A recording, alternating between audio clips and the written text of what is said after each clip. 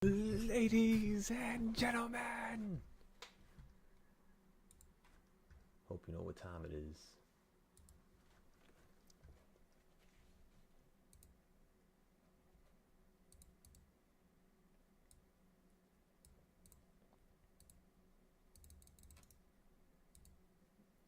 All right, so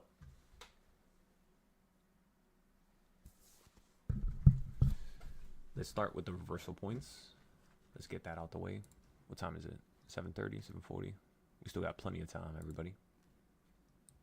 And then we're gonna have to fix this one up right after.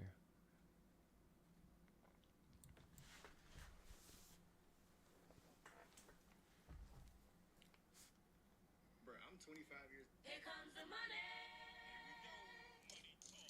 Let's see what song. What song we listen to? What song we listening to, everybody? Let me hear it.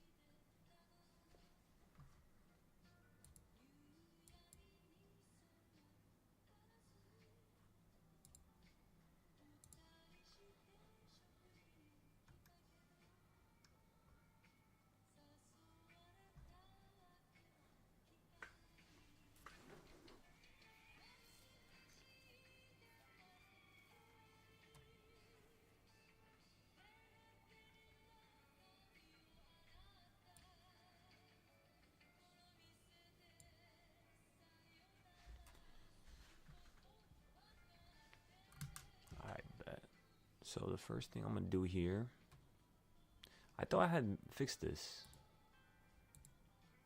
For some reason the charts is moving around. What's good, John? Good morning, brother.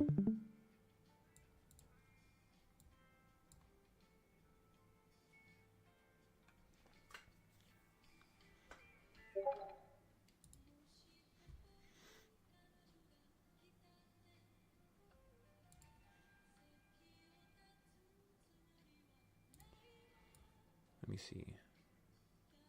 I kind of want it to be like flat, even type of thing. But it's a little bit harder to do that with this.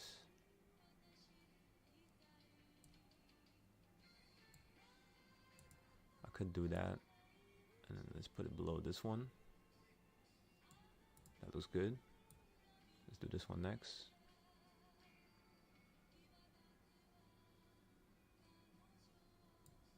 Perfect. Let's do the last one.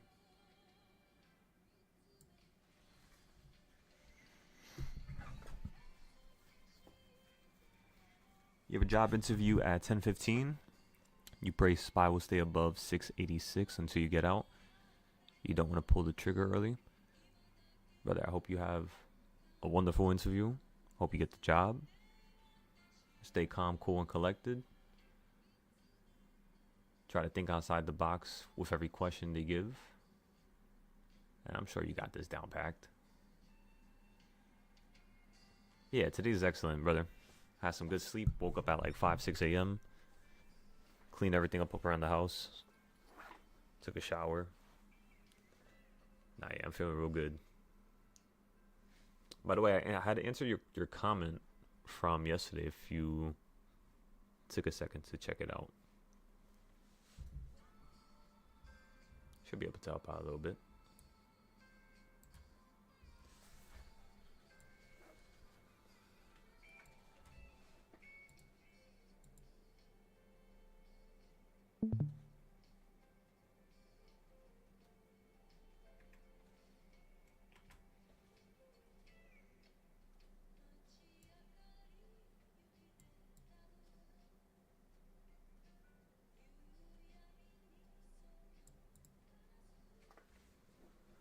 It's like it almost could fit. Anytime, Doug.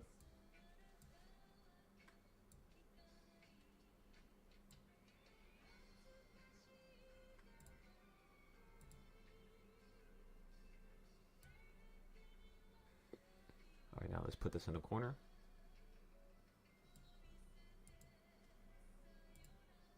I can make this smaller. Oh, wait, it fits perfectly.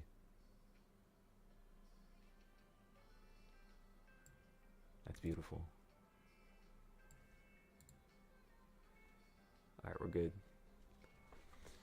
We are good, ladies and gentlemen. Now let's fix the bottom here.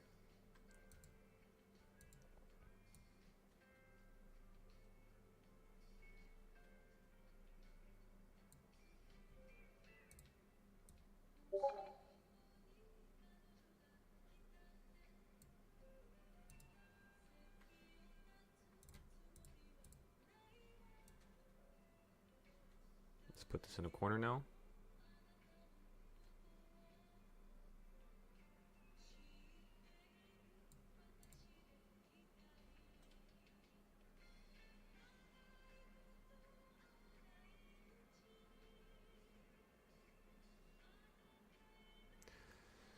The comment was, I'm not too sure. I think if you check your comment, like your notifications, you should be able to see the comment I gave you. I forgot, it was for, like, I think yesterday's video, or for the video from a couple days ago. It was a recent one, though.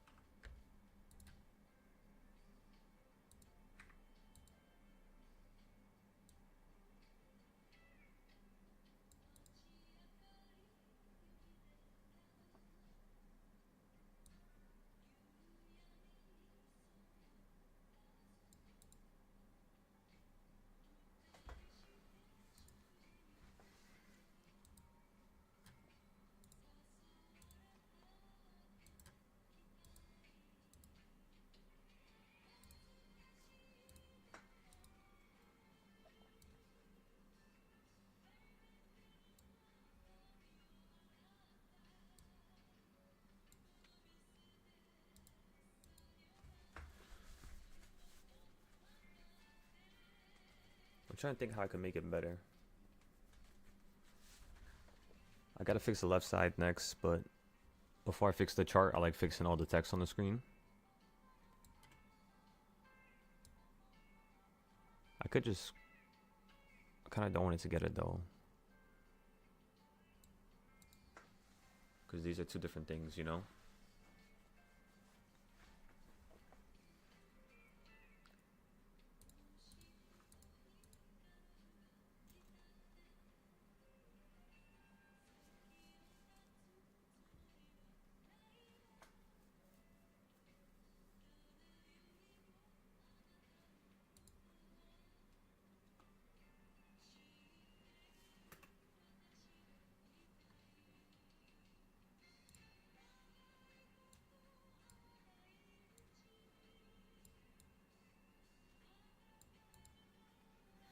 Yeah, that still looks really good.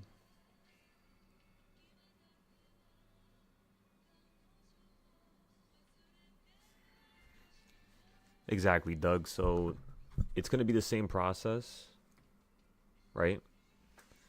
That's why I didn't want to say nothing, because I'm not too sure exactly where your experience lies, like what you've done, what you've been through in terms of the trading or knowledge wise. But it's pretty much the same process. That's how I teach people when it comes to my trading styles. Now, again, I'm not trying to act like I'm the best in the world. I'm not trying to act like, you know, I speak from some type of high horse or, you know, throne. But if you're going to use my trading styles, you have to do it properly. And of course, it's going to change everything, because my trading styles rely based off of the algorithm. Most of the trading styles is a little bit more, it's a little less prepared, you could say. A little bit less work has been done in terms of the backtracking, in terms of the testing. And that goes for most indicators. Like, for example, the RSI indicator, the 200 moving average indicator, they have these qualities where they're extremely easy to use. It's easy to understand. But there's days where the market disrespects it and it doesn't want to listen to that. So there's other qualities and variables in the background that exist. And if you could align all of those, the indicators, the trading styles, every concept, it just makes it make more sense, you know? And then that's pretty much all, really. Test it. Put it on your screen. And then once it's on your screen and you've tested it, paper trade it just a little bit more, and then just scale your account. Start scaling little by little. At first, you're only going to make another 1,000 maybe a week. Within another month of you having the trading styles and having had practice, right? I would say you're ready to potentially scale your account to 5, 10, 20K. Doesn't take that long. As long as you have the reps in, you know? As long as you have that proper form.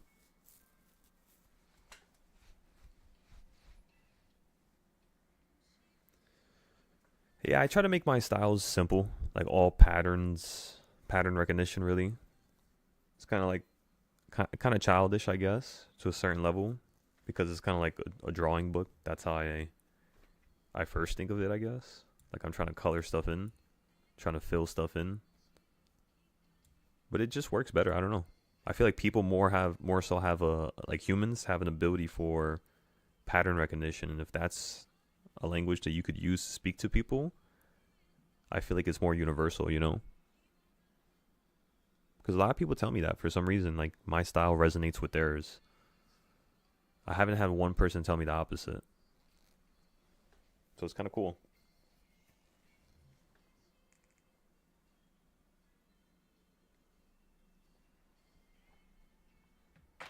Exactly, right? Like that, the gap idea that I have on my screen, the purple box, like right here, this is its own trading style, you know, when you really think about it. So it's like on my screen, I have like 10 trading styles merged into one as like a base form. And then when you add more ideas from different charts or concepts, it's like it takes the initial core philosophy or concept and just takes that thing 100 miles further, you know? You literally feel like weightless, like you're limitless, like you're fully on clouds. That's how it feels when you get the charting done. You predict the market, you know, weeks ahead of time. Like, for example, I think you saw this before, but this chart, I made it 3 weeks ago, almost 4 weeks ago. Basically right around, where was it? Yeah, like right around, you could say like right, it was like right around here, I believe. Basically the beginning of October, the first week, we had created all these buying points here on the right side. And they're pretty much all still working 3 weeks prior. You know what I mean? So this is what the trading styles can do at their final form, or at least close to the final form. There's still more that you have to add than just horizontal boxes. Like, for example, we have this here, and then you have one to the bottom down here. And yeah, you have all these different concepts, ideas, and you all merge them into one giant puzzle, align the pieces, and everything works out. Like weeks ahead of time. What other chart can I show you that does the same thing? Pretty much all of them do.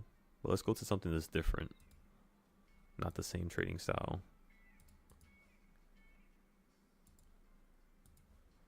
Da, da, da, da, da, da, da, da, da. So this right here is one of my favorite trading styles.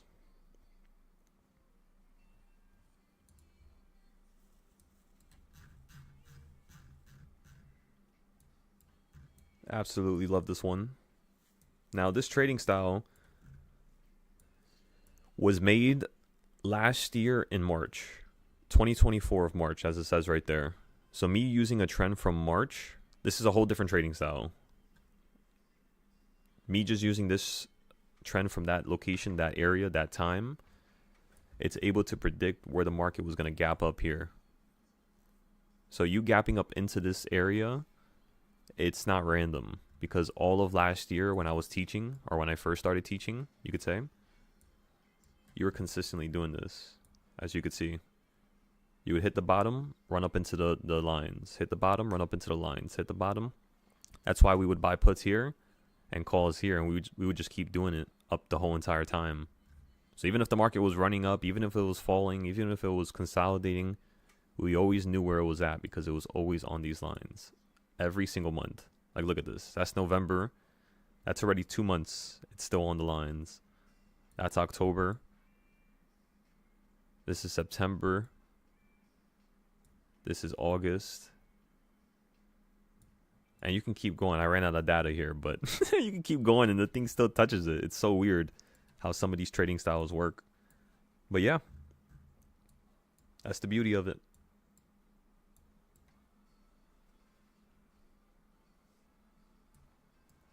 I call this the silo fibs. So it's not Fibonacci, but it's my version, my attempt at creating something that works as good as Fibonacci and may one day be another sacred form of math.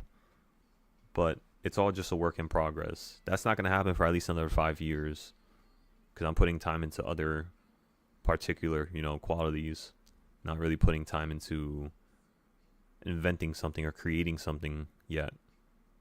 But it kind of is happening as time is going and as I'm completing the other trading styles. It's kind of like we're getting to that final conclusion anyways, even without having to focus deeply on it. You only trade today, trying to hold until you get into Wednesday. Exactly, yep. Exactly. That's exactly how you should do it.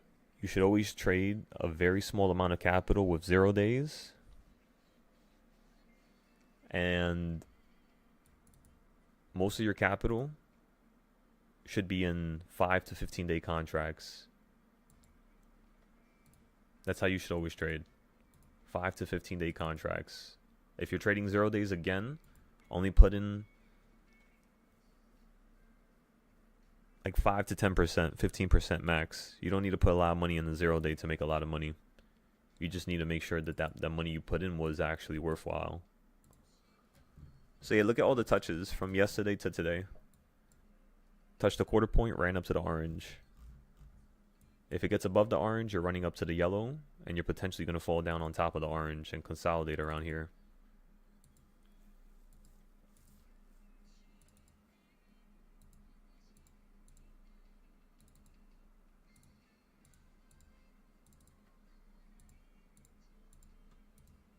There we go, ladies and gentlemen.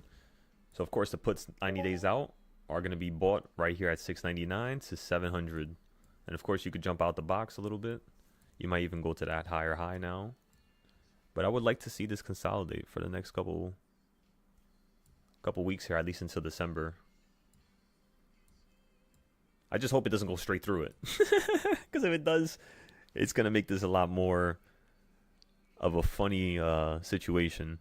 But our other charts explain why it would do that, or how we could play it, or what we need to watch out for once it gets above that red line. So again, we're not worried, but we want to make sure we can have a chart be used for at least a couple days, couple weeks, so people could see the potential in it, you know? Because if you only work for a week, 2 weeks, because the market's, you know, running to the new level, new high, people gain less confidence, you know? And if something can gain a certain level of confidence and make you reassured that it works, you kind of want to aim for those qualities, because we're all human and we all are very logical. Sometimes we lie to ourselves, but when it comes to making money, if you don't do it properly, you're not going to make money. So it's kind of like a weird situation where you lie to yourself. Do it. Do whatever you want. But if you don't have the qualities to be able to self-reflect and evaluate on a consistent basis and hold yourself accountable, and without making yourself feel like a piece of shit, you'll get to that next level very quickly. And the confidence is one of the most highlighted just qualities you gain. That's why you asked about SPY holding my call.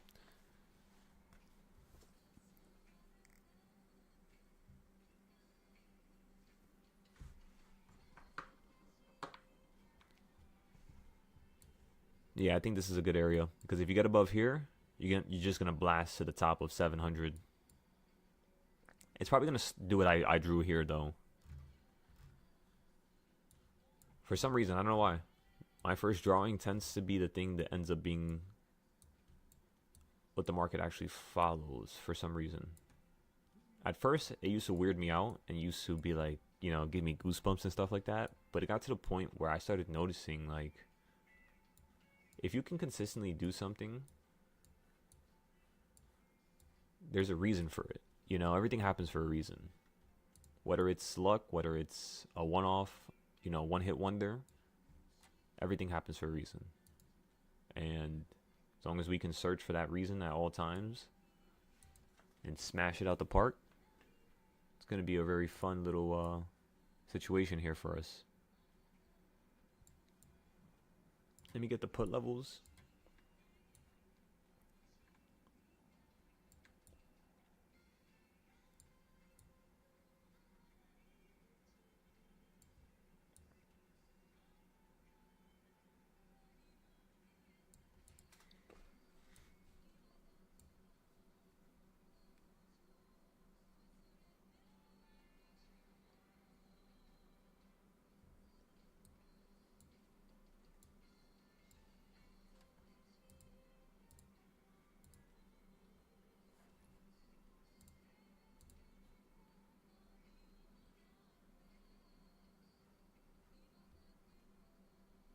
You made 3,500 paper trading gold in your sleep with just $200. That's excellent, brother.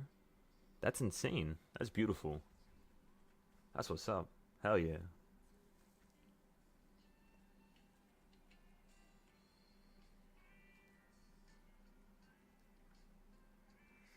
Yeah, I would definitely feel as that as an accomplishment, you know?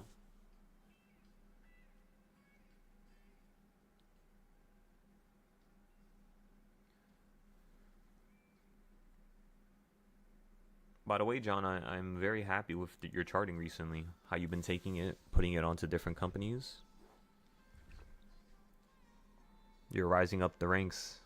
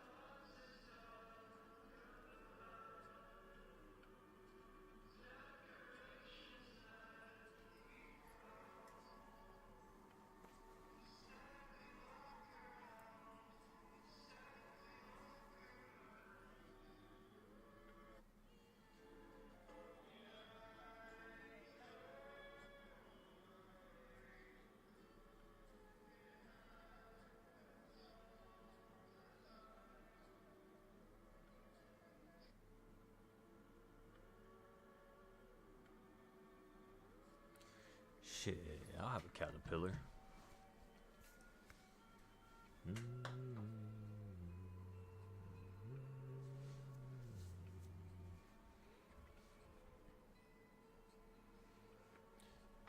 They make biofuel and robots?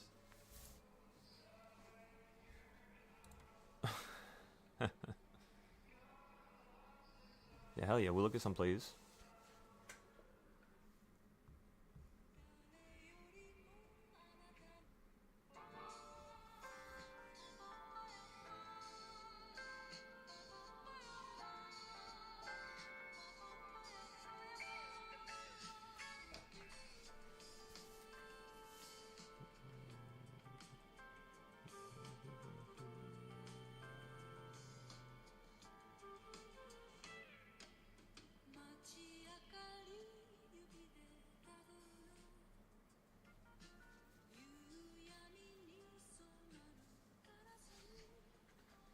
Let's see, do they have the remix for this?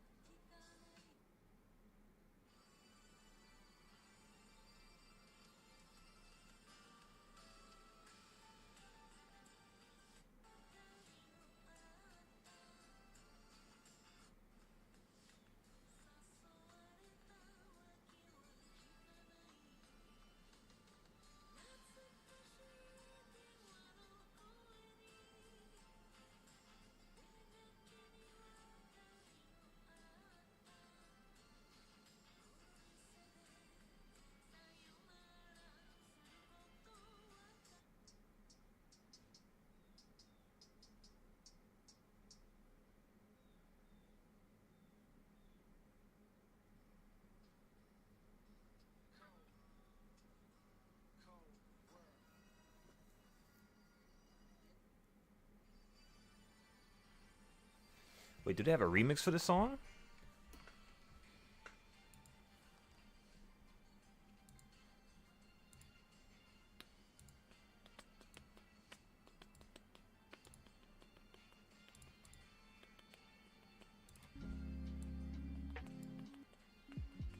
You wouldn't settle for Bateman when there's Batman? Solve the riddle and be free. What is dusk? You don't have to answer in the form of a question. What is...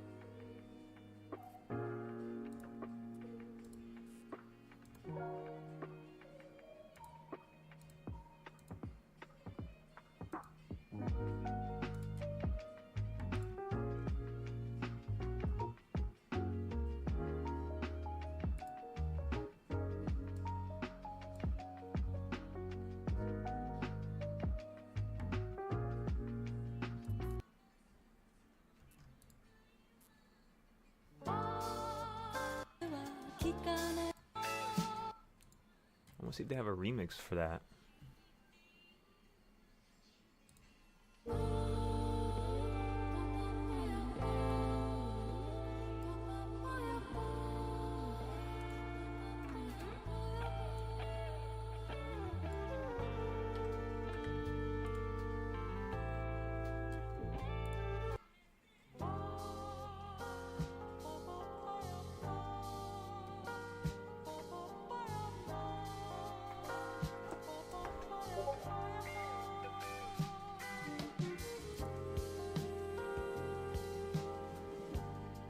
Microsoft?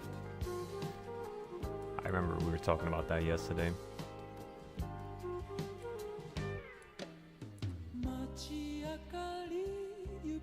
Let's go take a look.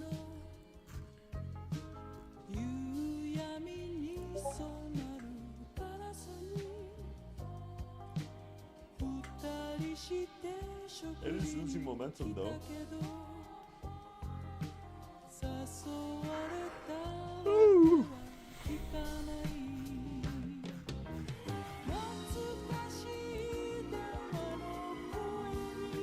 I don't like the rest of the song. You know what I want to do? Let me go to my SoundCloud real quick. Which account is it? I think it's my other account.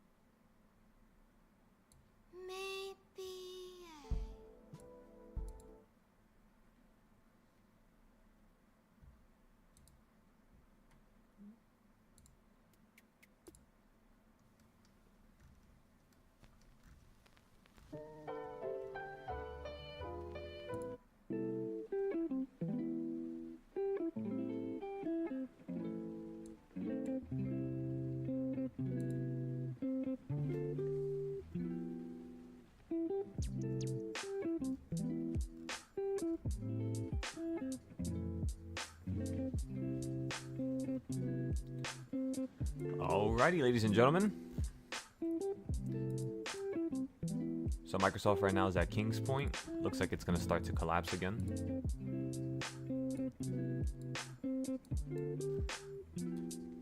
Of course, one thing that could push up Microsoft a little bit more is going to be the SPY. After all, we're destined to hit 740. So let's go over here.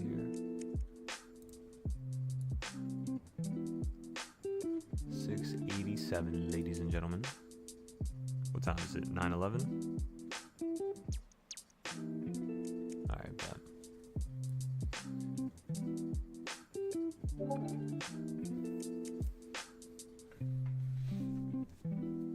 What's your plan?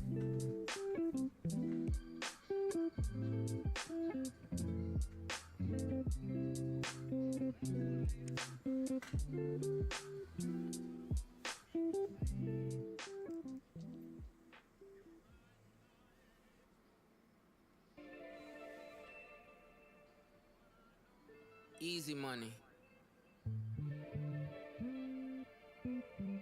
It's about to be a surgical summer. Chop the tops off the coupes.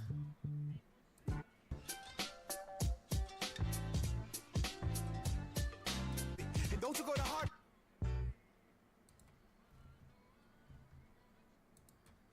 I'd rather be with you. Yeah.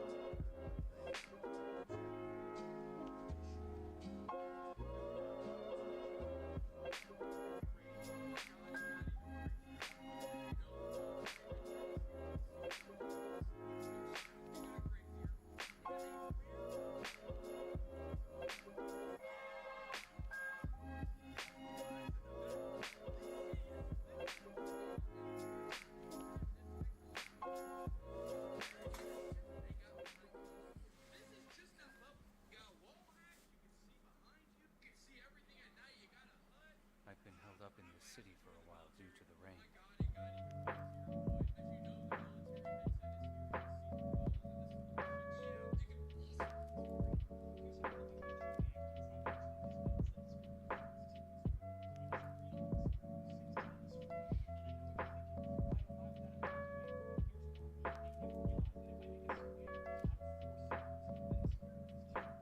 I hope that the rain never stops.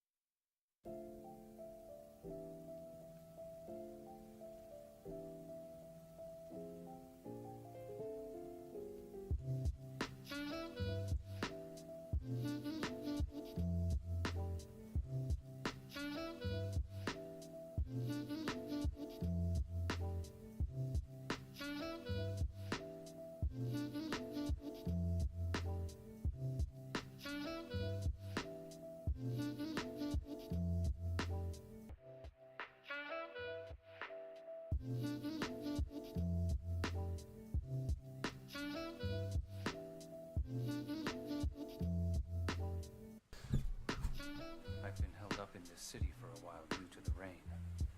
Oh, I see. So as soon as it stops raining, you'll leave. I hope that the rain will stop. If it continues, I'll be able to stay here forever.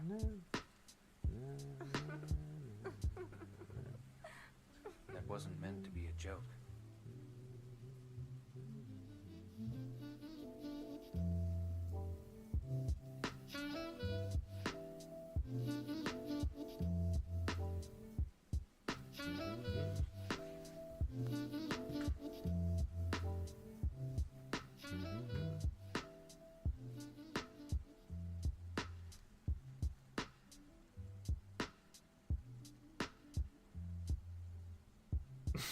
How's everybody's morning? How we doing over there?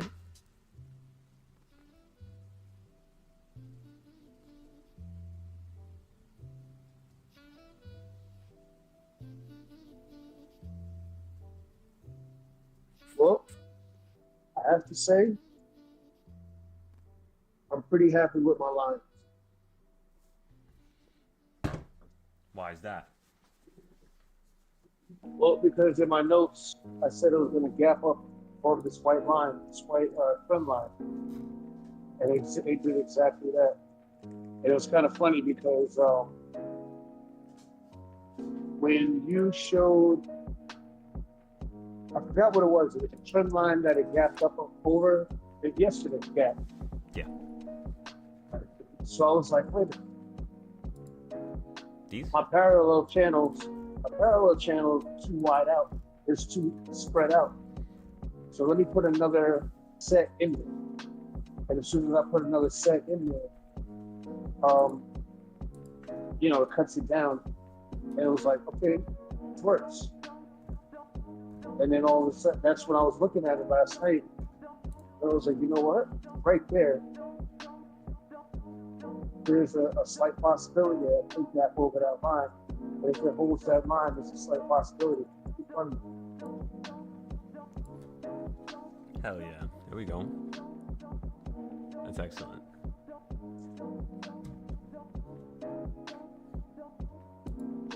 So you're just looking at the horizontal. I'm trying to I look at everything. Oh, I see your other parallel chart now, the one you posted earlier. Yeah. Yeah, that one looks nice. I like that one. Yeah, that shit's on point.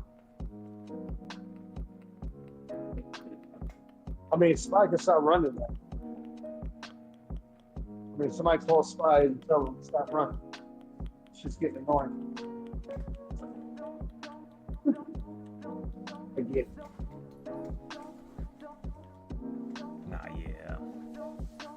I'm actually really happy. I'm really happy with the way Spies are moving. Because we told everybody it was going to shoot through the 670s. Right? Yep. Like the higher 670s. Once it gets above 674, it was just going to go straight through it into 686. We're going to have some downside today. And then we should be able to run up to 690. Anywhere around 690 to like 720. That's like the perfect like foot level,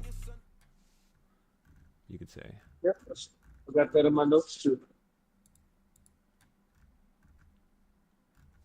I mean, basically, the only thing that changed in my notes, targets and 690, 691 area, that zone is still a target. Is the main target. Yeah. But yeah, I just changed the target points.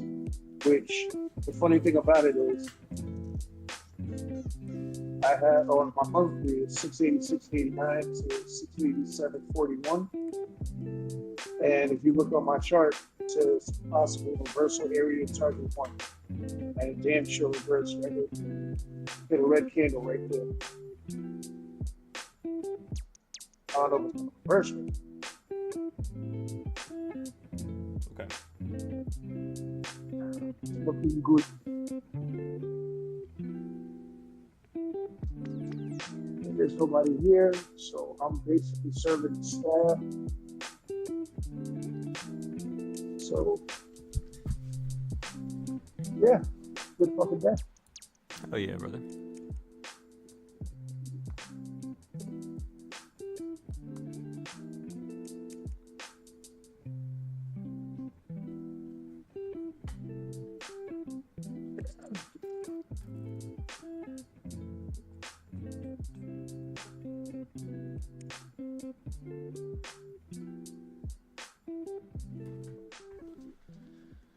Na, na, na, na, na, na, na, na, na. How you doing today? Oh my god, almost busted my ass.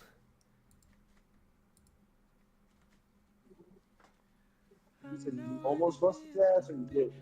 Oh, I almost did.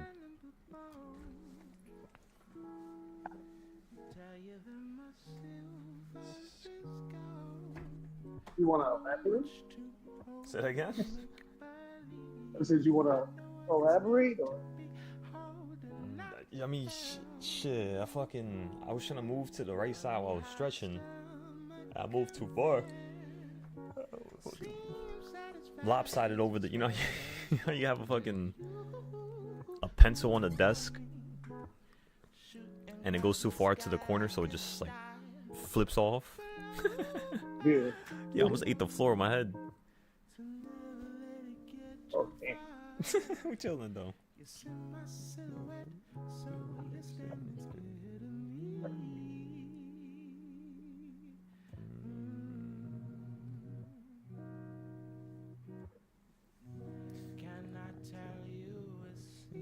Morning.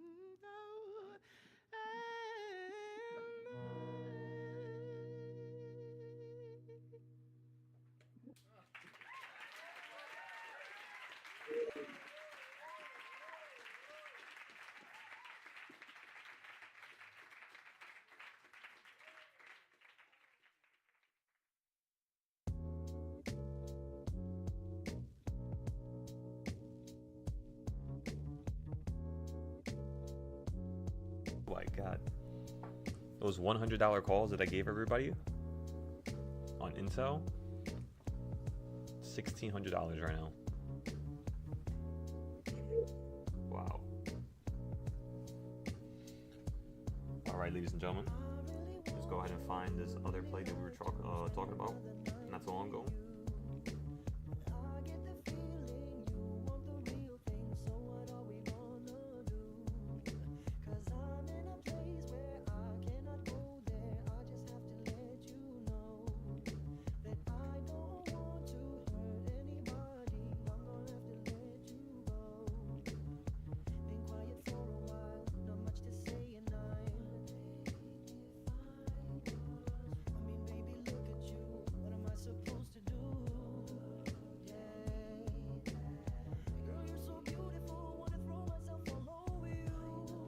Alright, so you got 630s.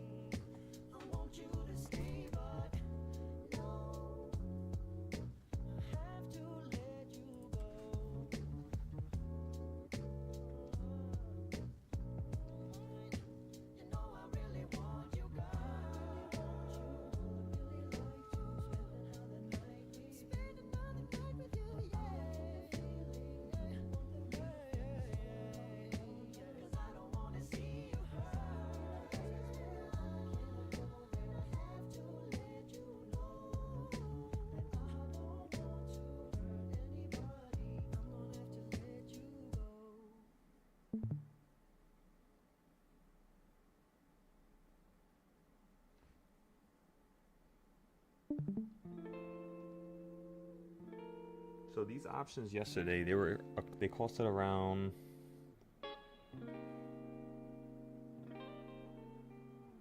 $460. Today they're $360 for the 669 puts. That expired November 21st. What day is today? Today should be the 28th. So there's going to be a trend change. All right, so we're going to buy a 669 put for November 21st.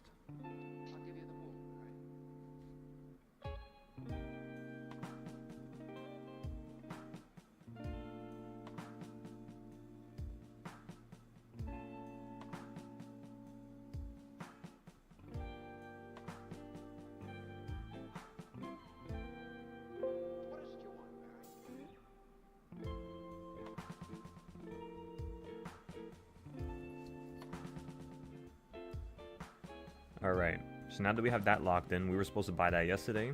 We decided to wait, and we decided to buy it today. Let's go check these other puts here.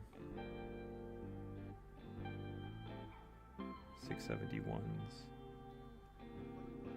We bought this 4 days ago.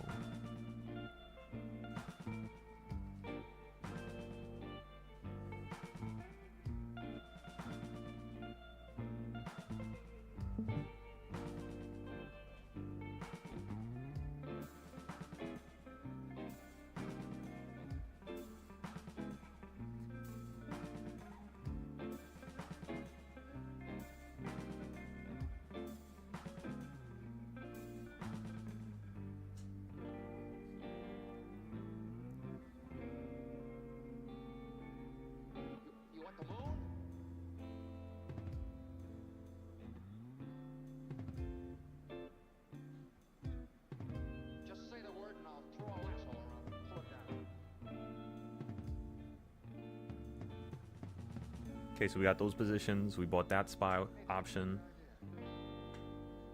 Let me post them right now. And then I'll tell you what we're going to do next. We're going to trade gold here as well. So let's actually get into the gold trade real quick. We'll watch it later on today.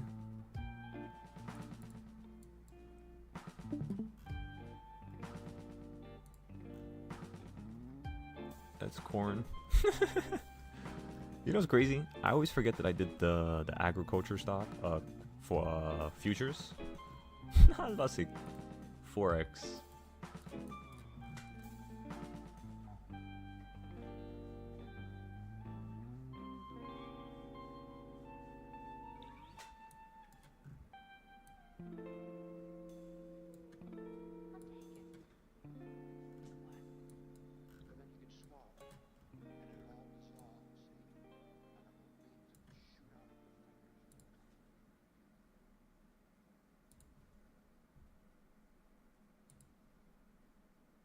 The midpoint's right here at 3,700.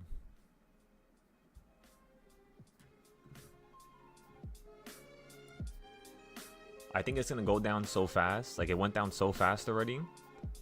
I believe they're gonna yank it right back up again. I believe that's what's gonna happen here. Just by me looking at it real quickly. Especially if you hold at this midline here. The middle is a little bit lower though. It's, where is it at again? Somewhere around here. There it is.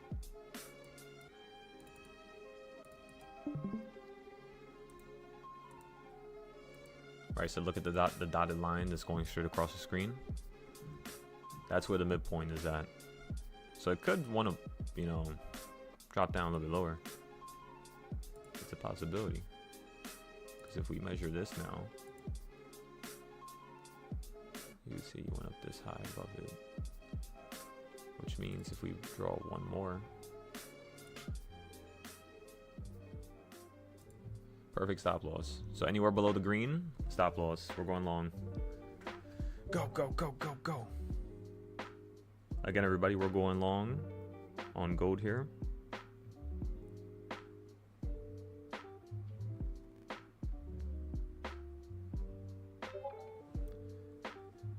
If it goes below the green box, which is exactly where my cursor is, 39.17. So again, below 39.17, we're just simply going to stop out and wait for it to get back above.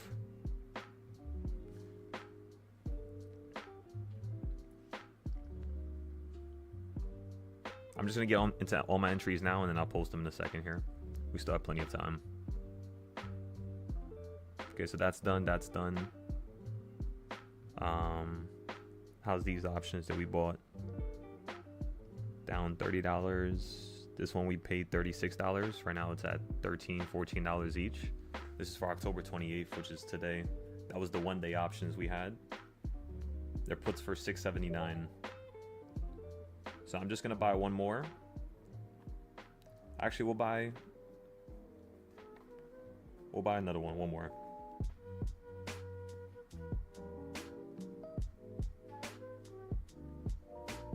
All right.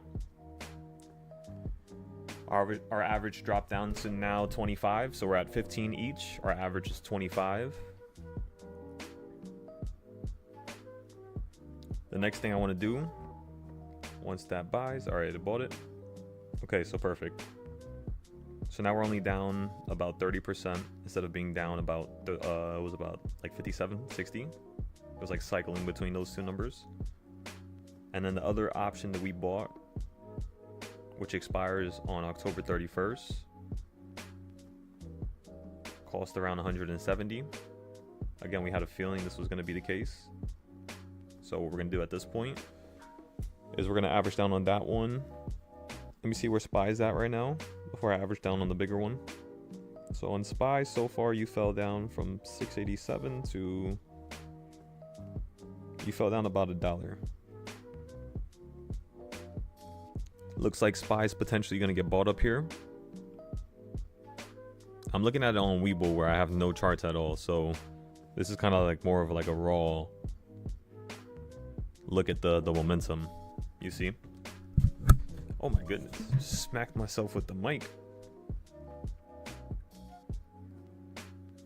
You have a 31st 680 call. You bought it at $640 each. Hell yeah. Just make sure you put a stop loss for 30, 40, 60%. I mean, I guess it's more so a take profit. or wait for you to be profitable and then set a stop loss minus 5% and put your take profit at something a little bit larger, right? 40, 60%. That's usually what I do. The only time I ever put a stop loss is if I'm in profit. That's it. Other than that, you never use the stop loss because you're always just going to get stopped out for a loss. And then the thing is just going to go your way. It used to always happen to me. Like most of my losses at one point were just from getting stopped out. That was pretty much it. But the ideas themselves, they all worked out pretty much. Unless I didn't do work that previous night, like I was half-assing it or something. And of course you can get a situation like that. So yeah, I'm not gonna average down on the option that we bought yesterday from it was a little bit more expensive. The Nvidia option, however, we bought it at 110, and right now those are $66. So at this point, I'm gonna buy 2 more.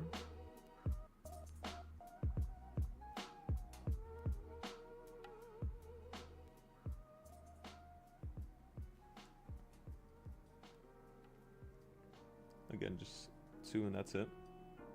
All right, now we're done with Nvidia. Let's go take a look at Tesla because I forgot to do it yesterday with you guys. Excellent. Tesla ran up.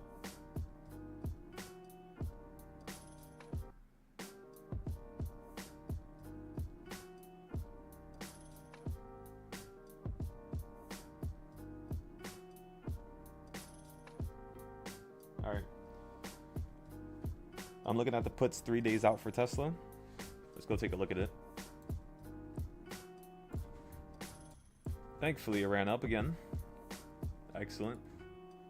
Remember, Tesla's in a similar consolidation to how it was down here, which means it could just keep pushing to the right side for a couple more weeks.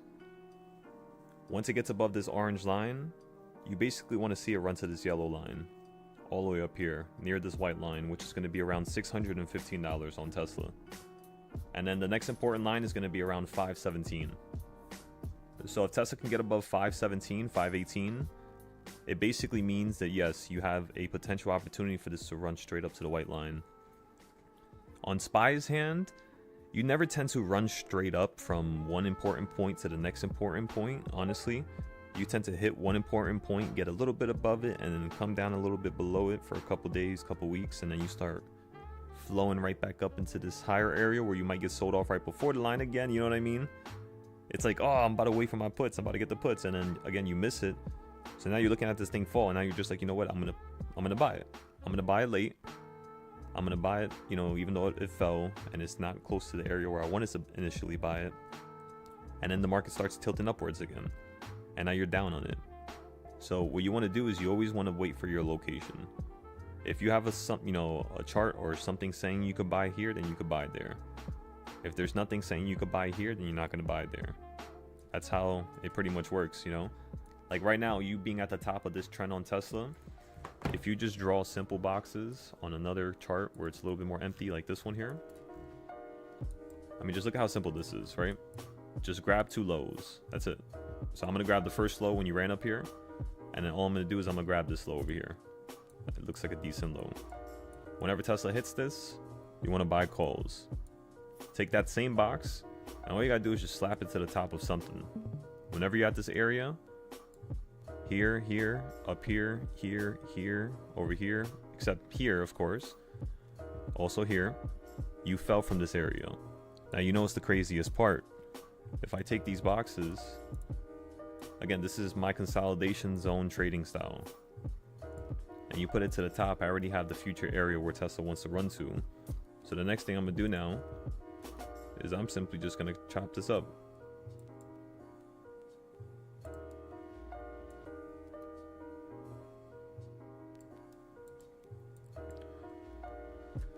When you chop up this range, the first thing you're gonna realize is that the middle point is right next to King's Point. So if Tesla wants to run up here, the best times to buy puts would literally be right here, or for example right here at the bottom of this. Buying puts here is a good idea, of course. It can work out, of course, but it's not the best location. I'm not going to sit here and tell you that. That's the beautiful part. There's always a time and place to trade. Sometimes it's that morning at 9:30, you know? Sometimes it's at 1 o'clock, sometimes it's at 3, sometimes it's at 8 p.m. It all depends. Are there buyers, you know? And who's selling and how much are they selling? Are they overpowering the buyers? Because of course then you'll start to slip into lower ground. If people buy it up and they want to maintain something at a certain level, there's a certain reason for it. It's all psychological. It's like the market's a huge ball of a psychological chaotic war that's unraveling every single day. Nvidia, we averaged down on this. Beautiful put play we bought up here. We're just gonna hold them now. See if this starts falling right back into the previous range. SPX, we'll look at you in a second. Gold, we already talked about it. We're long right now. Euro USD. The stream is not loading. You fell right back down. Oh, the stream is not loading? Oh, thank you for telling me that, Slug. Yeah. I got you guys right now. Let's go ahead and restart it. There you go. Okay. So Forex is giving us another opportunity to buy this. It's not at a, you know, the best location, but it's at a really good location for that matter. You ran from the midpoint, you hit this point, now you're back to this point, now you're inside of this point. We could go long here for a potential run up to a new high. The one thing I want to watch out for is the fact that you have this high up here, right, everybody? And not only just that, that's not the one thing I'm worried about. The other thing that I'm worried about is the fact that I told everybody you were going to buy puts here on the yearly, and you already fell from that location. So the game plan might be just to play the downside on Euro finally. And when I show you guys the bigger chart, it's going to look a little crazy right there because that's where all my short-term stuff is. But on the long term, I'm thinking Euro is most likely going to come right back down. Again, that's my circle right here saying to buy puts. I have one like all the way up here at the top, and it fell from that exact location. And now the reason you might ask, why do I have that location there? Like, why did I tell people to buy puts right here?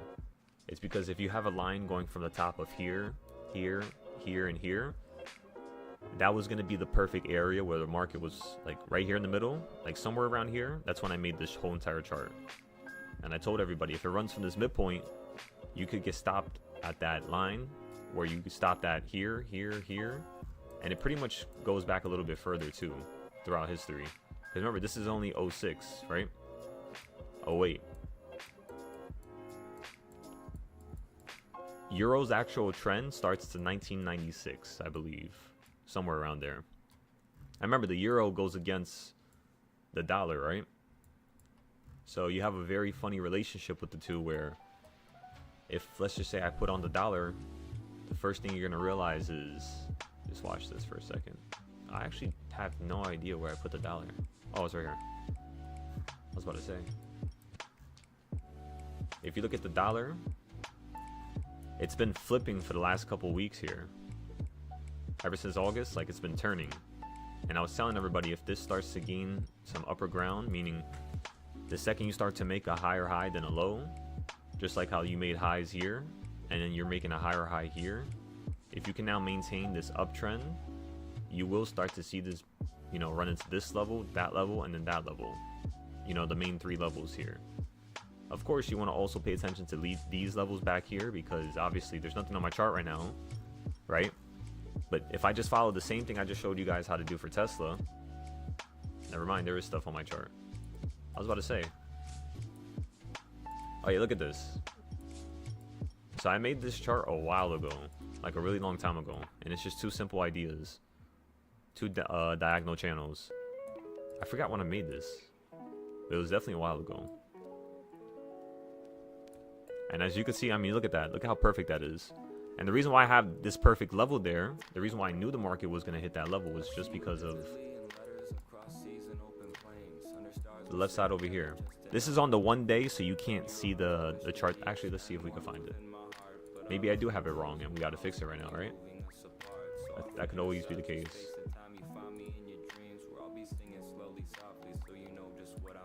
Was it made on the weekly? So it looks like it was made on the weekly. It looks like it is a little off. Was it made on the monthly then? Let's see. This chart goes, yeah, see, so this chart on the dollar is 1967. Same thing with the euro. I'm pretty sure I made this on like the weekly or monthly, and I was looking at it like this. So I went off of this point, which is May 2021. I went off of that point right there at the bottom, and then I went on the top of that first point right there. So basically what it looks like is something like this. You click this point. Again, you want to go through that point. I can make it a little bit more specific. Like it's a tiny bit up. And then you literally bring this line, you slide it up to whatever point you want it to. Now, personally for me, I like going for extremes, but mids of extremes. That's just the way things work, in my opinion. So it's like, let's just say the top is the extreme. Oh shit. That's copyright.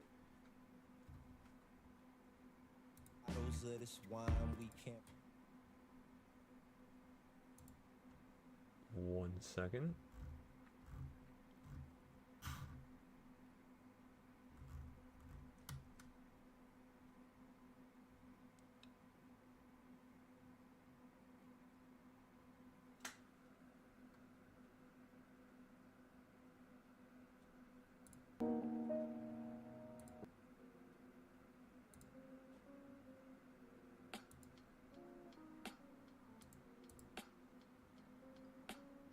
Where's my playlist?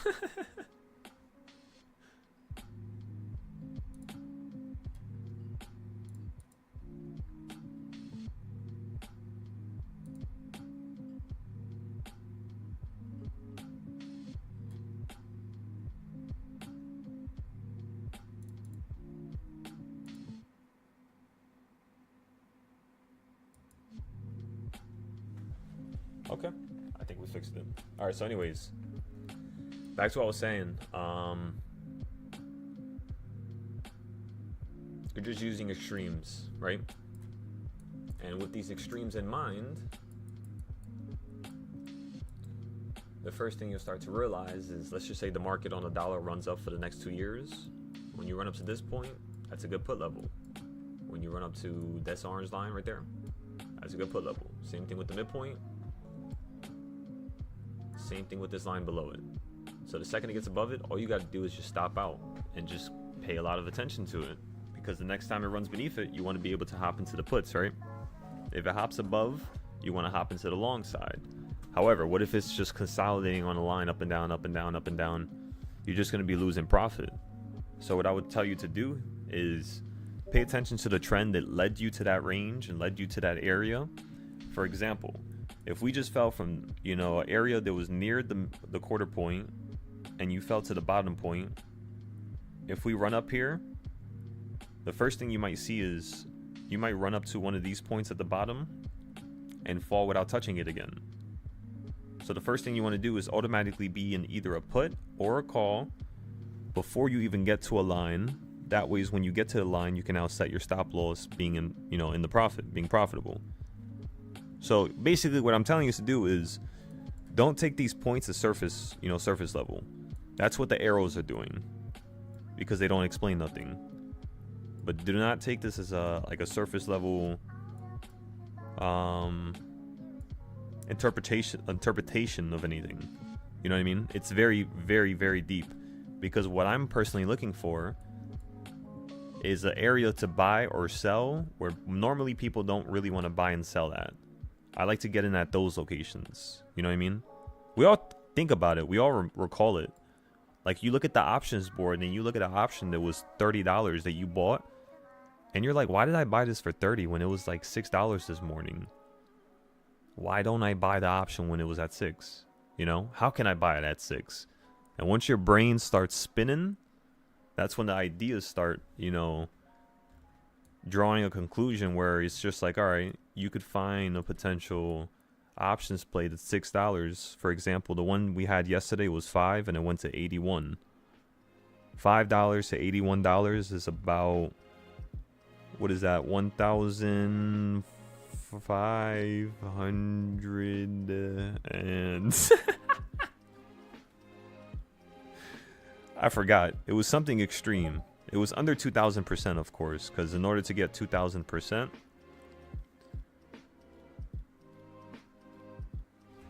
let me go check it real quick. I remember I took another picture at the end of the day, but I forgot. I don't think it hit a new high. I think it was consolidating at that point. So you just hit the high at like 230.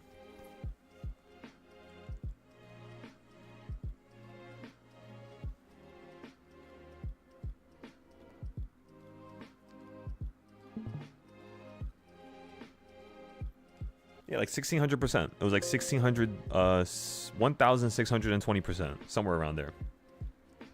All right, so everybody, do you see how just you doing something simple, just like the diagonal lines like this, allows you to have a buying point without doing any of the other hard work? Now, let's say we do some hard work here, right? Let's grab the bottom of this. Let's grab the new high, which is recent. Now we have a midpoint. Excellent. What are we going to do with this midpoint? We're going to use it as a buying point, meaning this area right here to buy is pretty good. However, when it falls beneath this blue range, I can't do nothing. Wrong. Clone it, drag it. Now you see that when you fall to this midline, you're not only going to hit the orange line, but you're also going to hit the other line, which is the green range. So isn't that wild? How everything is lining up to like this one area down here. So this area looks like a good area, but there's only two lines, two things, two ideas, two concepts, two places where it's really lining up. They're not that powerful. These are powerful, yes, but if it hits a horizontal area, it's more powerful. Such as if I take this box like right here and I bring it to the current high, the area that it was consolidating at was the quarter point. So let's say if the dollar wants to get really red, I'm talking about levels back from 2014, you know, from basically 11 years ago, 10 years ago. If it wants to get that low, you're going to have to crack below the midpoint. But then when it hits this point down here, it's most likely going to consolidate like how it did up here. The reason why I could say that is just due to the fact of it doing it before it fell down to the midpoint. So when it gets below the midpoint, it's the same range. Watch this. This is called the bars and pattern tool. Let me think.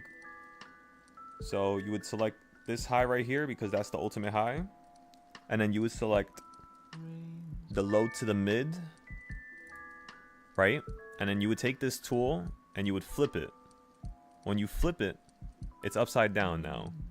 So now what you want to do is you want to mirror it. Once you mirror it, you basically have the trend leading up to the midpoint and then leading down below. So this is what the dollar could look like if it wants to perform an equal reaction. Now, is the dollar going to perform an equal reaction? I would say no. I would say it's something is going to happen before then, and somebody's going to stop something else from deteriorating before it gets to that point.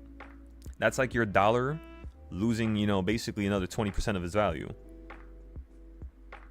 So that's a lot of value to be lost, and I don't think it's going to happen so quickly and so easily. However, if it gets below that midpoint, this is now on the horizon. Right now, it's not. But I can plan it, and I can say that something is on the horizon without it being on the horizon because I've seen how it consolidated before it got there. Does that make sense, everybody? So it's kind of like a pattern. It's like a route. It's like a path, you know? That's all it is. So it's like a pinball machine. It hits this, then hits this, then hits up here, then hits back down here. So when it falls down here, it's going to do the same thing but opposite. And yeah. So then I would draw conclusions from this, and I would be like, all right, if it hits the midpoint somewhere around here, I'm going to buy calls.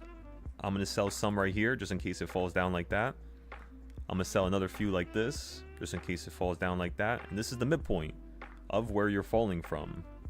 Basically like the last the last 5-10 years. Not 5 years. You could say last 3 years. Last 3 years, this is like your main trend up here. So you could say since you're nearing the mid of it, you might have a bigger sell-off. So you potentially might want to sell more of your position, if not all of it at that point.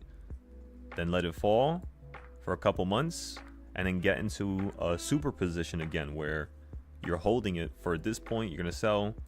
Then you're waiting again, you're holding it still, you're going to sell here. And because you're not using all of your capital, you're not going to get margin called.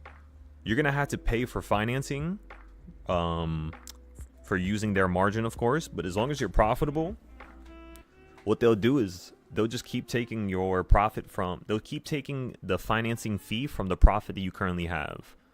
And the fee is not that much.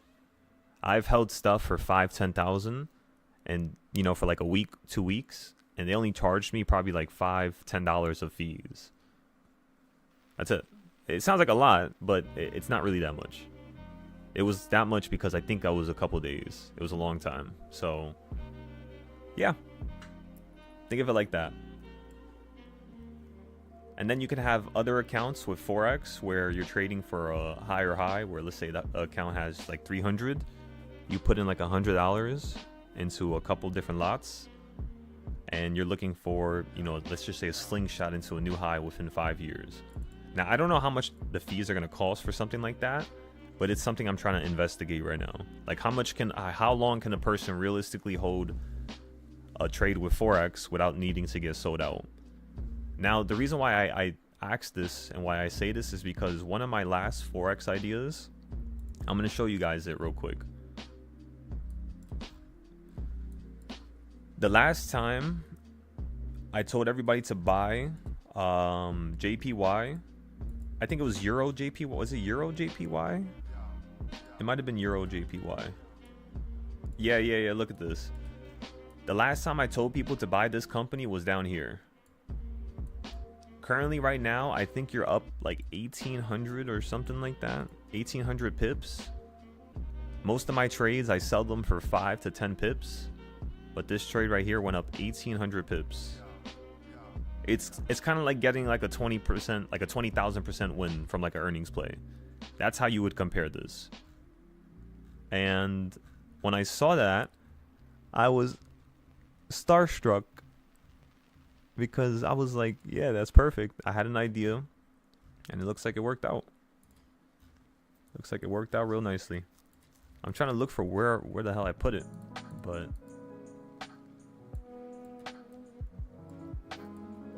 even this chart says to buy there. Oh, there you go. So look at this.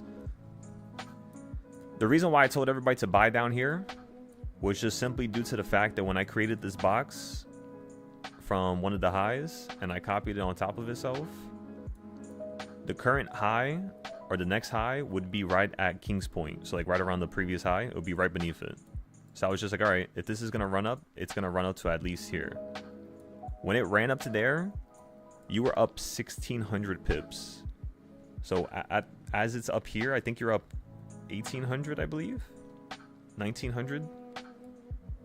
Which is the most I've ever seen, ever. From one of my ideas. That's why now I'm trying to predict the European market running up for like the next 10 years, 20 years. I think we could do it now. I don't think it's going to be that difficult to predict anymore. Especially when I have a chart like this. By the way, this is the chart I was trying to show you. Look at this here. You had a low in 2000. You had a low again in 2016. You had another low again in 2020. And you held here, broke through it, used it as resistance a bunch of times. Then you broke above it again. So I do believe, yes, when you do fall down here, one of the major levels is going to be that line, which is all the way by that pink circle down here at the bottom. I don't know why it's pink, actually. That should be a green circle. But yeah. Oh, you know what it was? This circle right here goes right here. Because that's for the first entry. The short one, which worked as well, by the way. I told everybody to go short up here at the top. And you ended up collapsing right back down to the previous consolidation. The reason why I selected this area, again everybody, King's Point. I was looking at this area over here, these highs, and I thought it would want to break above them a little bit before it collapses. So that point right there is a little bit before them. I told people to go short like right here. And then the market ended up going like this, and then boom, right back down to a new low. And then it went way higher. And then now you're falling from that newer high. So you might be collapsing on the euro right now, you know? It's definitely a possibility. So yeah, definitely watch this area down here, see if it falls down to it and holds again. We could potentially go long again down here. If not, I kind of want to see if it could break above that yellow line, you know? Especially because you deflected off of it already. That was your double point of confirmation to the downside. That's the only problem. So yeah, just be on your toes with this one, with euro. I'll let you guys know if I get into any other trades. Are we done here? I think we're done here, everybody. Let's go take a little look at SPY now. Looks like we're still collapsing. Let's go take a look at these options. And then we're going to talk about the next play that we're looking at. It's only going to cost around like $5–10. Okay, so we're looking for a 687 call.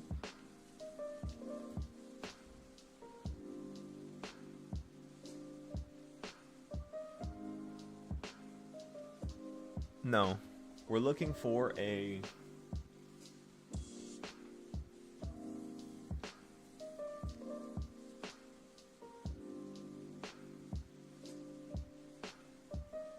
I'll be real with you guys. 689 is not a bad idea. A 689 call is not terrible. That's following the same thing as the same idea as yesterday. Now, will the same chain of events occur as yesterday? I don't think so. It's always going to be a little different. It could be similar, 100%, but it's always going to be a little different. So what I would say is 678 should be the furthest option you get. And your goal is to buy a 687 or a 685 put, or not put, but call in the next hour or two. And the idea is to buy it for around $5. It's currently $10 to around $30, depending on which option you're looking at. The 686 currently right now is $90. So if you're gonna get a 685, it currently costs $150 right now for a 0 day. You would want to see that one drop down all the way to like $20, $15 from $150, and then you could buy into it. So do you guys now see how I have people buy into certain options? I theorize. That's the first thing I do. I look at my chart and I'm like, all right, chart number 7 says there's a green line here and there's a green line down here. If it's below the green line, it's going to fall down to the next green line. If it's above a green line, it's going to run up to the next green line. So you see how I went a little bit below it? I would have sold my puts before you got a little bit below it, because I would have wanted it to confirm it wants to go down. Which, how does it do that? Double point of confirmation, ladies and gentlemen. For example, if you look at yesterday, first you're resisting off of the green line. You slightly get above it. Equal reaction below it. Straight above it now. Equal reaction below it. Above it. As you're running up higher, the market is falling down into that range again. Now, is it hitting the line perfectly? The answer is no. Chart number 7 is not supposed to have you hit these areas perfectly because these lines are diagonals. So the purpose of this chart is basically kind of like a ghost touch with the double point of confirmation, but you're always falling below it or above it, then you fall to it, and then you run up higher from it. Once you get below the line, pretty much the same reaction. You fall down below it. Let's just say you got below this green line, which is right below us. You put this line right below it, of course, right? Let's just say you could put it a little bit lower, like something like that, right? Next thing you're going to see is the market get bought up potentially to the line, right below it, if not right above it, and then fall. So it could fall from right below it, again, right on the line. Or it's going to fall from something that's above the line. Every location that you buy calls, puts, strategies from, whatever it is, you must understand that there's a couple paths that you could follow, and depending on which path you follow initially, it basically deciphers where the market's gonna go and how much profit you're gonna make, just depending on what path you choose. So some days there's a A+ setup that I like to take, and it only gets me 30%, and it starts slowing down, and I'm just like, you know what, now I'm good. Other days that same trade provides me with 400%, 500%. So you can't always think that you're going to get that crazy profit or that crazy trade. It's always going to be an array, or you could say a gradient of different levels of profit every single day. Usually you're not going to have a person make the same amount of money day for day for day for day unless you're trading with a futures account. Because when you have a futures account, you get stopped out at those certain pips, and that's pretty much all you're looking for. A consistent 1500, or let's just say you have a prop firm account. A lot of people trade with a prop firm account where you had to make a certain amount of money per day and you can't go above a certain limit or else they won't fund your account. Stuff like that, So you said, are we in any SPY plays yet? So yeah, we've been in a couple SPY. I think we're in like 5 SPY plays right now. SPY plays, Nvidia plays. Oh, I forgot about Tesla again. Oh my god. Did I check the options? They were too expensive again? Let me see. It's still at the high. Nvidia has a thing this afternoon. Yeah, that thing started catapulting up into the sky a second ago, I think. Yeah, last time I had one, it dropped down. It jumped up like it did, and then it just straight flush. For the Nvidia option that we had yesterday, we bought one for 100. It was down to 66 each. We bought 2 more. So now we have 3 contracts in total, and I think it's up now because we bought it at the high right there.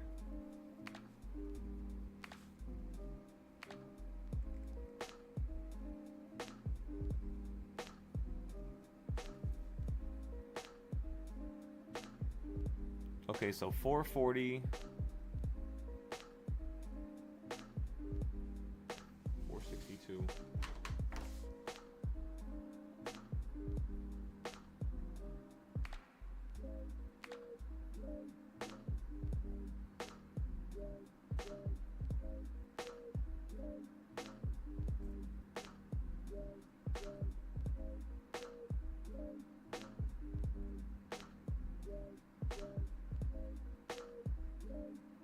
Alright, that might be a little...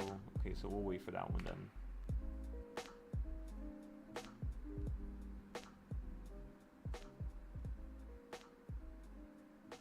And then, let me go over here.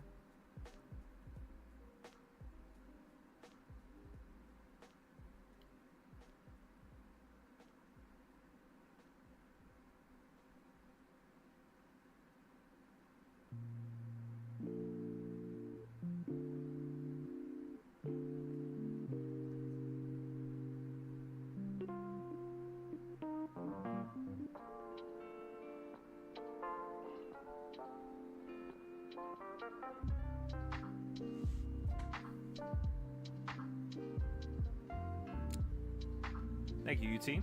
I'll take a look at a few here.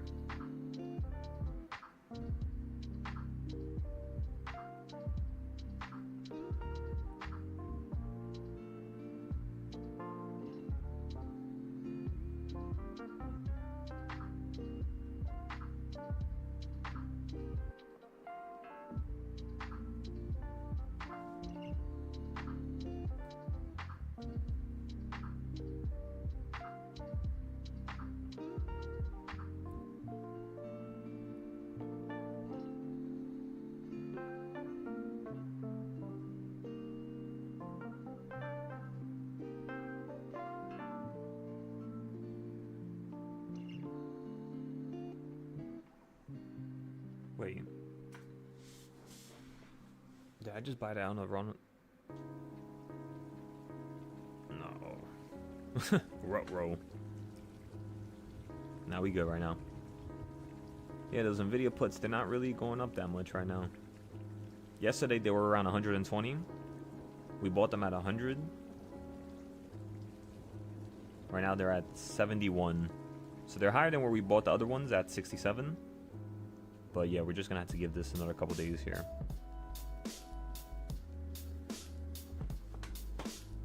I think that's all for today. I think we're done with all of our buys.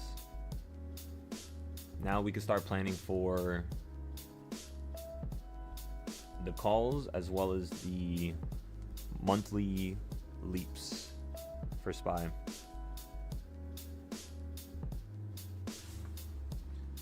And then we're going to do the same thing as yesterday, get into a $5 trade and see if we can get around, you know, 1,000%, maybe 2,000%.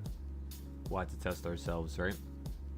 This chart, we fixed up everything in the morning.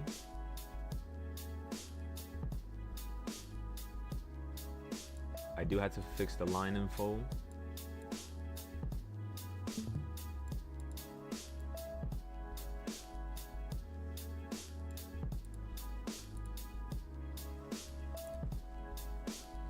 I can also go to here.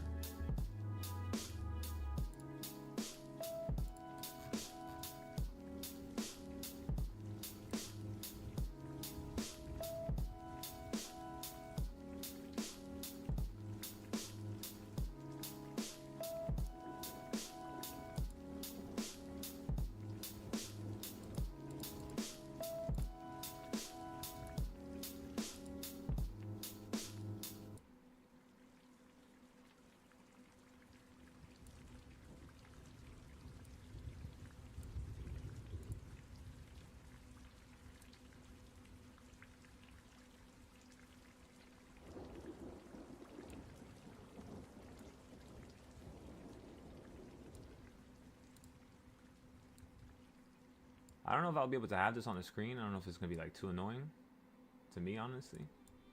I think it looks fine. We can have it like this, I guess.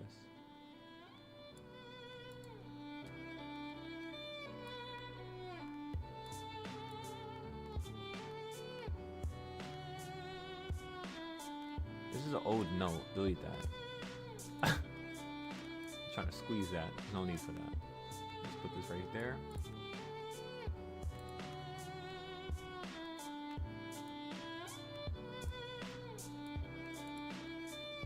Alright, so this is all good, that's all good, that looks proper. I think we're good with this now. That looks really, really nice. I could probably squeeze this a little bit.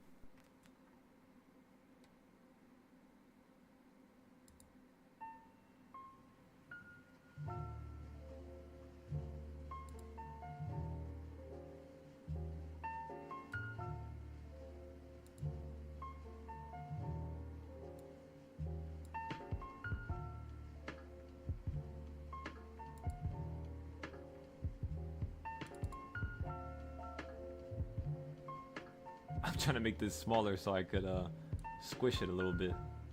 There you go. Look at that now. I could probably even... Oh, watch this, watch this. Ready for this?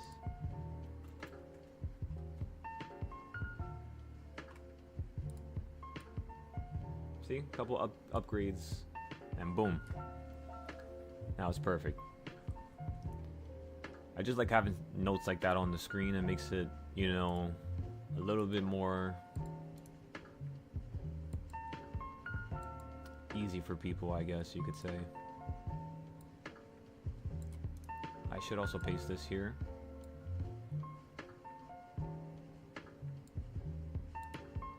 Whenever you guys are looking for websites, we use Max Payne, FOMC Countdown, Yahoo Earnings Calendar, or Economic Calendar.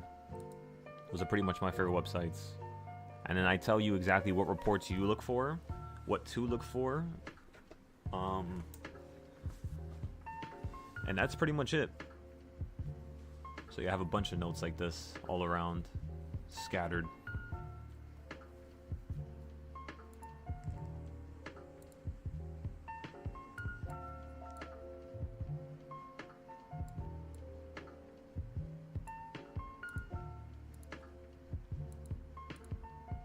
All right, I guess it's time now. The first thing I want to do is I want to grab this, the youtube.com/silo, whatever you call it, and we got to paste it on every chart. That's the first thing. Make sure everything has a pattern.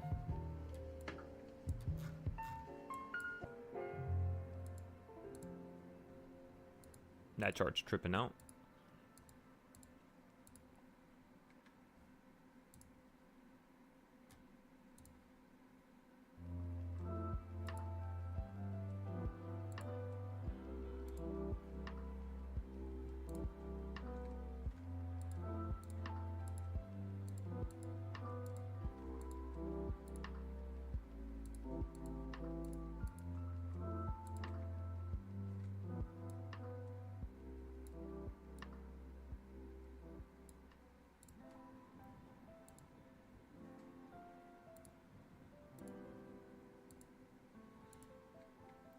I do this with all my drawings as well. Gives it a little bit more life.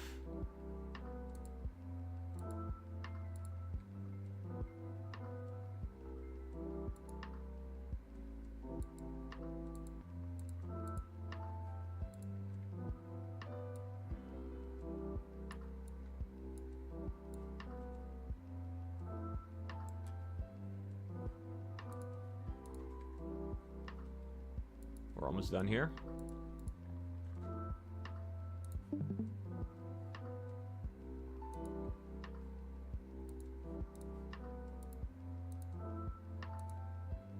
Excellent.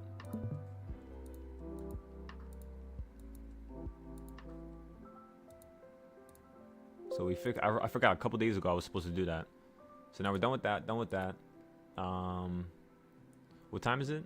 10:20. We still gotta wait a couple minutes before we get any more.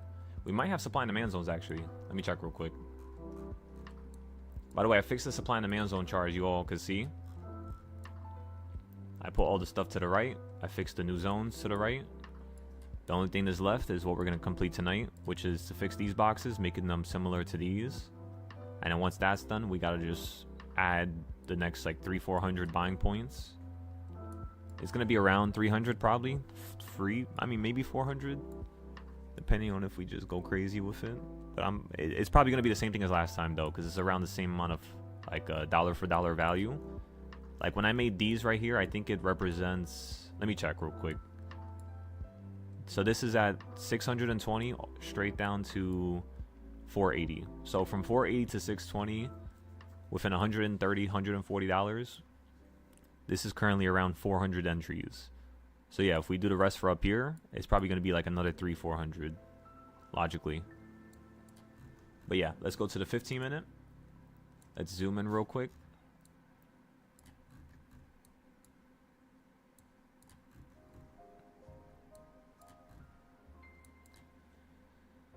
If this next candle turns green, then we can turn this red one here into a zone. For right now, yeah, you can't really use this trading style. So it's kind of like this trading style is now, even though we fixed it yesterday and we spent a lot of time on it, we're gonna have to fix it still because of down here. But as it stands right now, we can't really do nothing with it. So we're gonna just put this to the side and we're just gonna start fixing this one off screen. And I'm gonna have you guys look at this one here, where I need to fix it as well, but just give me 1 second. I got you guys. By the way, this chart has a surprise. I can't wait to show you guys. When I was teaching 2 groups, so it was my group and then it was that other group where it was just a bunch of people. The one thing I was trying to do for them was I wanted them to see that the ideas, the trading styles and stuff like that, it was all worthwhile. So what I did here was on chart number 7, I actually ended up 66708. That's the opening price, 66708. Perfect. I ended up creating this chart here and it was so that we could basically predict entries like 6 hours ahead of time. So like, let's say at 9:30, you could predict what's going to happen at 3. And the way we'd go about doing that, right, is first you got to have a structure, like some type of structure. So whether it's a chart, whether it's technical analysis, whether it's an indicator, structure could rely on multiple things. Structure basically means a consistent area in the market where it ping-pongs around that area, or magnets to that area. So it's just a level of importance. Now, the one funny part about this chart is this thing predicts the future. So let's say if this thing wants to run up into a new high, it's gonna run up to 689, 66. So one of the reasons why I told you guys to focus on calls that were maximum 689 was because if this thing holds here and you get above this green line, you're going straight up to the top green line. That's what used to happen last year at least. Now, it's not done yet. That's just the start. The next thing I had to do is find this note that I created. Let's go look for it. And then once I finish this, I can go fix the other chart. Let's just do things one at a time here. If you're ever distressed, it's not that note. cast your eyes to the You should be able to find it.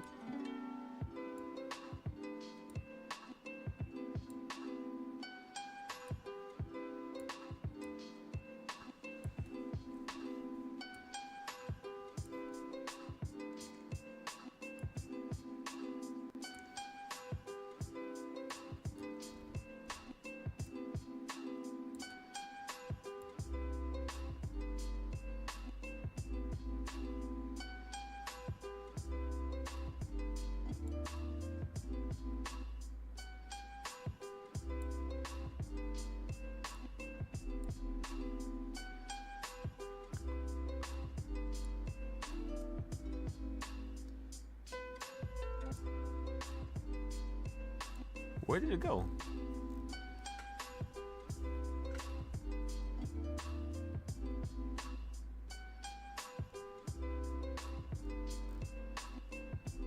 I love how organized. Look how organized this is, by the way, everybody. Look at this. Ideas, paths, every single day from last year. It makes me feel nice on the inside.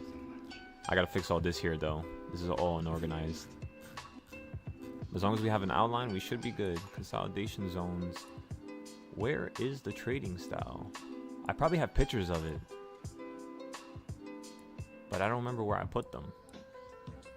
Let me see if I go on the 4 hour or 3 hour. Maybe I just threw it to the right side or something.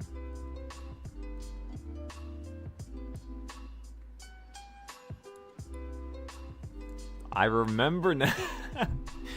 That shit just took me down memory lane. Oh man. I think when I first made it, it was around August. Short-term entry layout. Yeah, it's literally this right here. Yeah, okay, I found it, everybody. I'm pretty sure I made an upgraded one, but I mean, so be it. Something is better than nothing.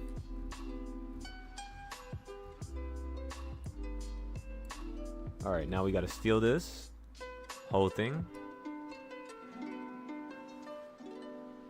And now you gotta come with me. We're gonna go all the way to the right side. We could zoom out real quick so it makes it quicker.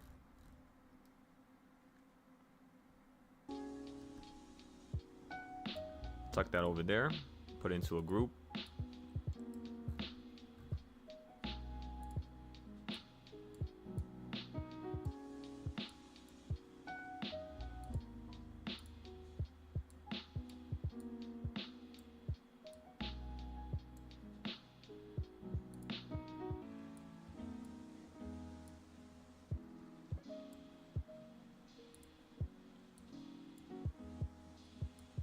I know, it's a little annoying.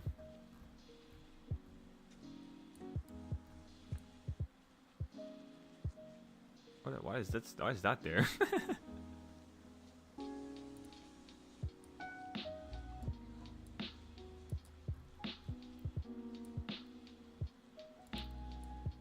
So this is how I used to show everybody this chart here.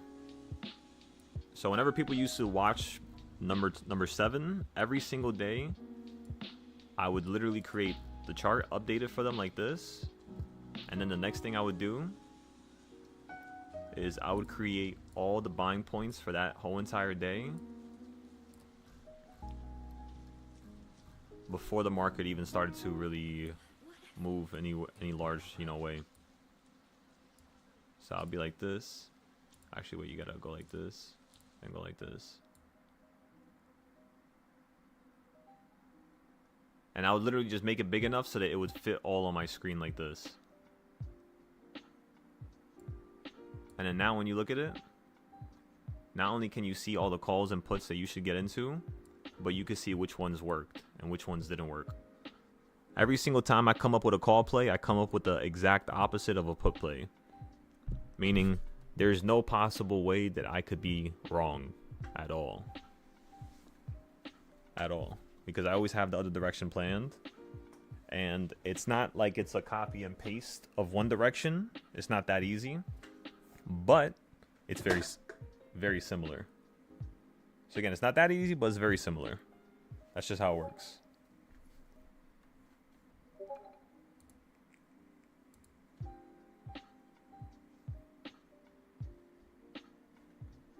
So yeah, now we got to fix this, because last time I touched this was July of last year. I think I made a new one, to be completely real with you guys. Actually, let's go check it real quick. Let's go see the side. Everything is organized anyways.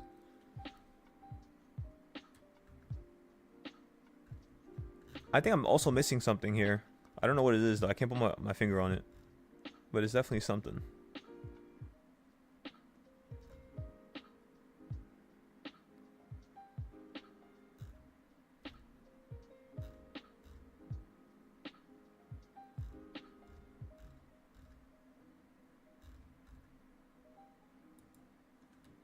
Yeah, I have multiple. There's another one here. I just found it right now. Short-term entry layout, October. Let's go find that one real quick. Let's go on a hunt.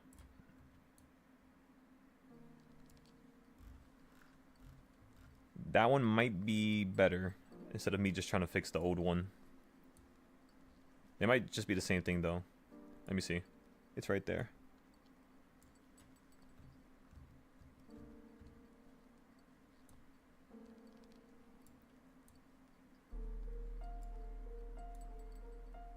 Looks like it's the same thing.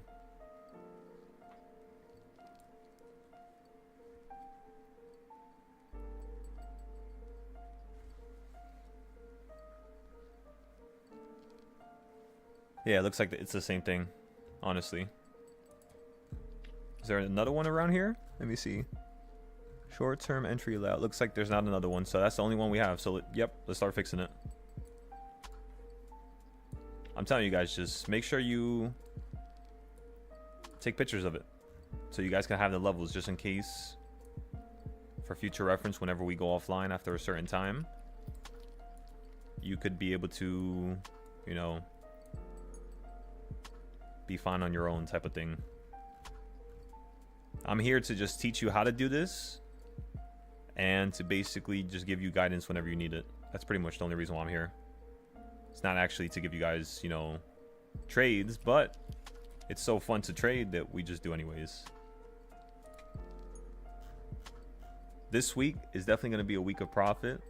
That's the reason why I'm telling you guys this. Last week we were teaching. The week before we were mostly teaching.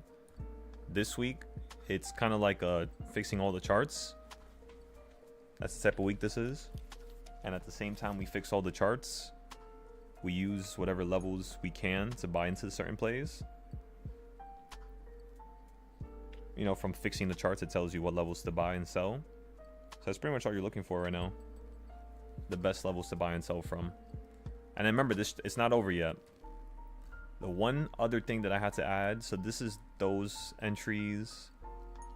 Let me see. First short-term trade idea for the call side was a success. So calls on top of that.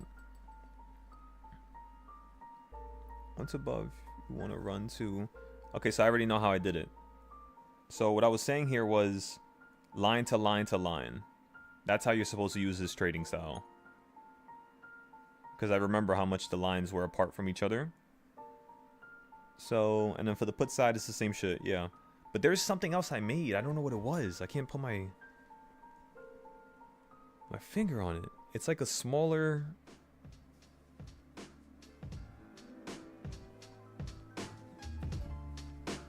It might have been these right here. This is what I'm referring to.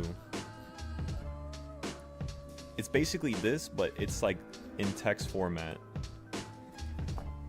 on the right side.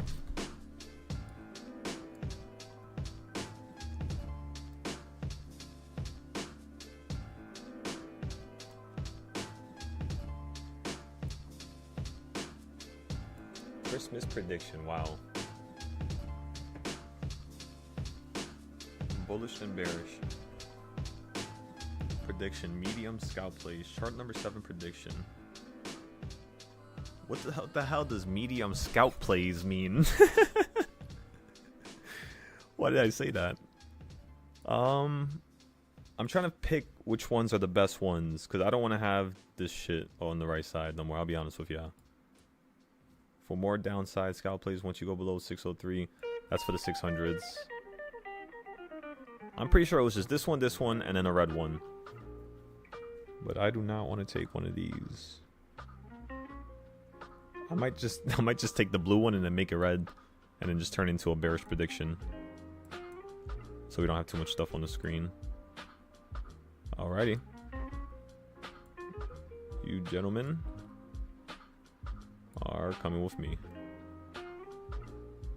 I always like leaving the originals. I don't like touching those. Does make the chart a little bit more laggy, but hey. It's better to have more information than not enough information. Definitely helps out in the long run. So let's just leave it right there for a second. Let's zoom into the chart now. Oh wait, I forgot to do something. Let's go ahead and anchor the text so we can always see them on the screen. That's something I should have done last year, but I just didn't know how to do that stuff. I could improve so much of these older charts that we were using, and like that's my intention now. So that's why we're using this one here. Last time we used this, by the way, again, was like maybe 6 months ago, 7 months ago.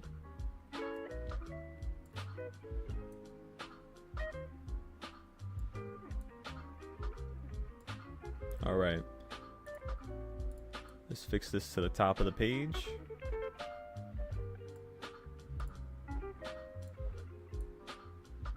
And then we could fix this one to the top.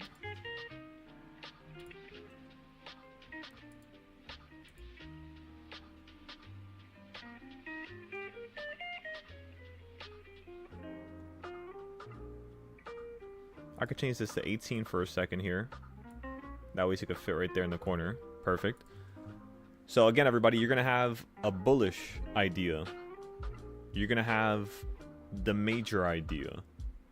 And then you're going to have the bearish idea. So bullish, bearish, and then the major, which is including both the calls and the puts. But it's basically including more of the range. So it would be like a $7, $6 range versus if you're just playing the calls, there's only like a $3 range. And if you're playing the puts, again, it's only a $3 range, but together it makes $6. So that tends to be how I look at the market. Because listen, I used to always have a good idea and then the market would do the same exact idea I had, but opposite. And I started getting sick and tired of that. And when I started creating a chart that actually could show me what's happening, it's happening for a reason, pretty much. Now, if that would have never happened, I would have never met you guys. Can you believe that?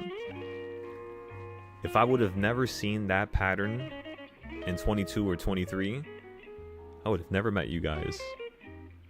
It's crazy. All these like little events and situations that unfolded when I was trading by myself that stressed me out. I created this whole world now that I just live in. And I think it's a world we all live in. It's not like me trying to, you know, cause people to live in my world type of thing, but it's just like, you know, it's a shared world. And let me tell ya, it's getting better and better. Especially if this is what we created last year. This pales in comparison to what we did this year. So now let's merge them. Let's compare them. Let's see what's better, what's, you know, not as good. take out whatever we can, simplify it, and call it a day, and get ready for tomorrow. You know what else is crazy? I don't know if you guys remember this, but remember in the morning when I created these boxes here, and I told you guys at the start of the day, by the end of the day, the market was going to do 3 to 4 different things to the upside and then to the downside. I never actually copied the 4th one, but the market actually ended up perfectly doing the first idea, perfectly by the end of the day. And I never moved this, by the way. So it's kind of crazy, but for today, it's the same thing. Watch this. We can actually fix this one.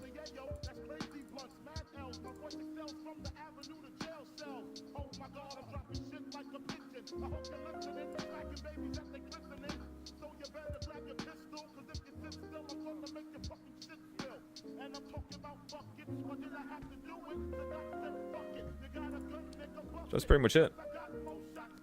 So that's the first target right now, everybody. The market's either going to go straight down to 683.17 or the market's going to run up to 689.10. So all that potential in that range is still on the table is what I'm telling you. So now what you do is you look for the contracts and you see which ones are cheap. If they're not cheap yet, that means you might have to wait a little bit more. But if they're really cheap, that's an indication that yes, now it's time for the market to swing in that direction. And you just basically wait. It's like you're camping in the bush. Just sitting in the bush waiting for, you know, the coast to be clear. That's really it. And then whenever the coast is clear, then you could progress to the next, you know, portion of your trading. That's all it is. Just buy, sell, wait for the perfect opportunity, buy again, sell for, you know, even smaller gain if you already made money that day. You don't got to be selfish. But of course, you don't have to, you know what I mean, overstimulate yourself. Because you just getting into a bunch of trades, if it's not to take notes, if it's not to get better, if it's not to form good patterns, you're going to end up just overstimulating yourself like most students did. At least the ones who don't continue to trade no more, they kind of burnt themselves out. Because when you trade, it's kind of like a match in a snowy forest where there's snow coming down, right? And if there's a fire, that fire is going to very easily blow out if there's no fuel for it. So if you already are a low fuel, like when you first start trading, it's kind of going to ruin whatever motivation and fuel you have in your system that's left. In fact, you're going to be on top of the fire holding your hands above it with fuel sitting next to you, and you're not going to pour any fuel into it. You're going to be just watching the fire die. And I've seen it happen so many times. In fact, most of the times that I'm able to visualize stuff and give you guys these almost comparison-like worlds because of just a psychological thing I've noticed, I've done that because I've seen it in the students. So with like my anime, for example, one of the ways that I was able to get a lot of personalities for the characters was paying attention to the patterns that people have, you know, the difference in people. And like most people, they have the same patterns. It's just what pattern they choose to embody the most, type of thing, you know? So if you know a person's, you know, lifestyle, if you know what a person does, if you see that person's general surroundings, you could basically know everything about that person. Same thing with, you know, trading. And it kind of sucks, but yeah, I got all these crazy analogies and ideas for stories. Like I remember one time hearing a person talk about something that happened to them when they were trading, and I remember like having this weird, like really weird, like I forgot what you call it, a self, what is it called? Not a concept, Joel. I'm just a fucked up girl who's looking for my own peace of mind. I'm not perfect. I can't see anything if I don't. Astral projection. And in that astral projection, it was like a snowy train. And it was like a person was on the side of the the mountain next to trees after they just crawled out from the trees, you know, because they were freezing. They ran out of supplies or something. Something happened. I don't know what it was.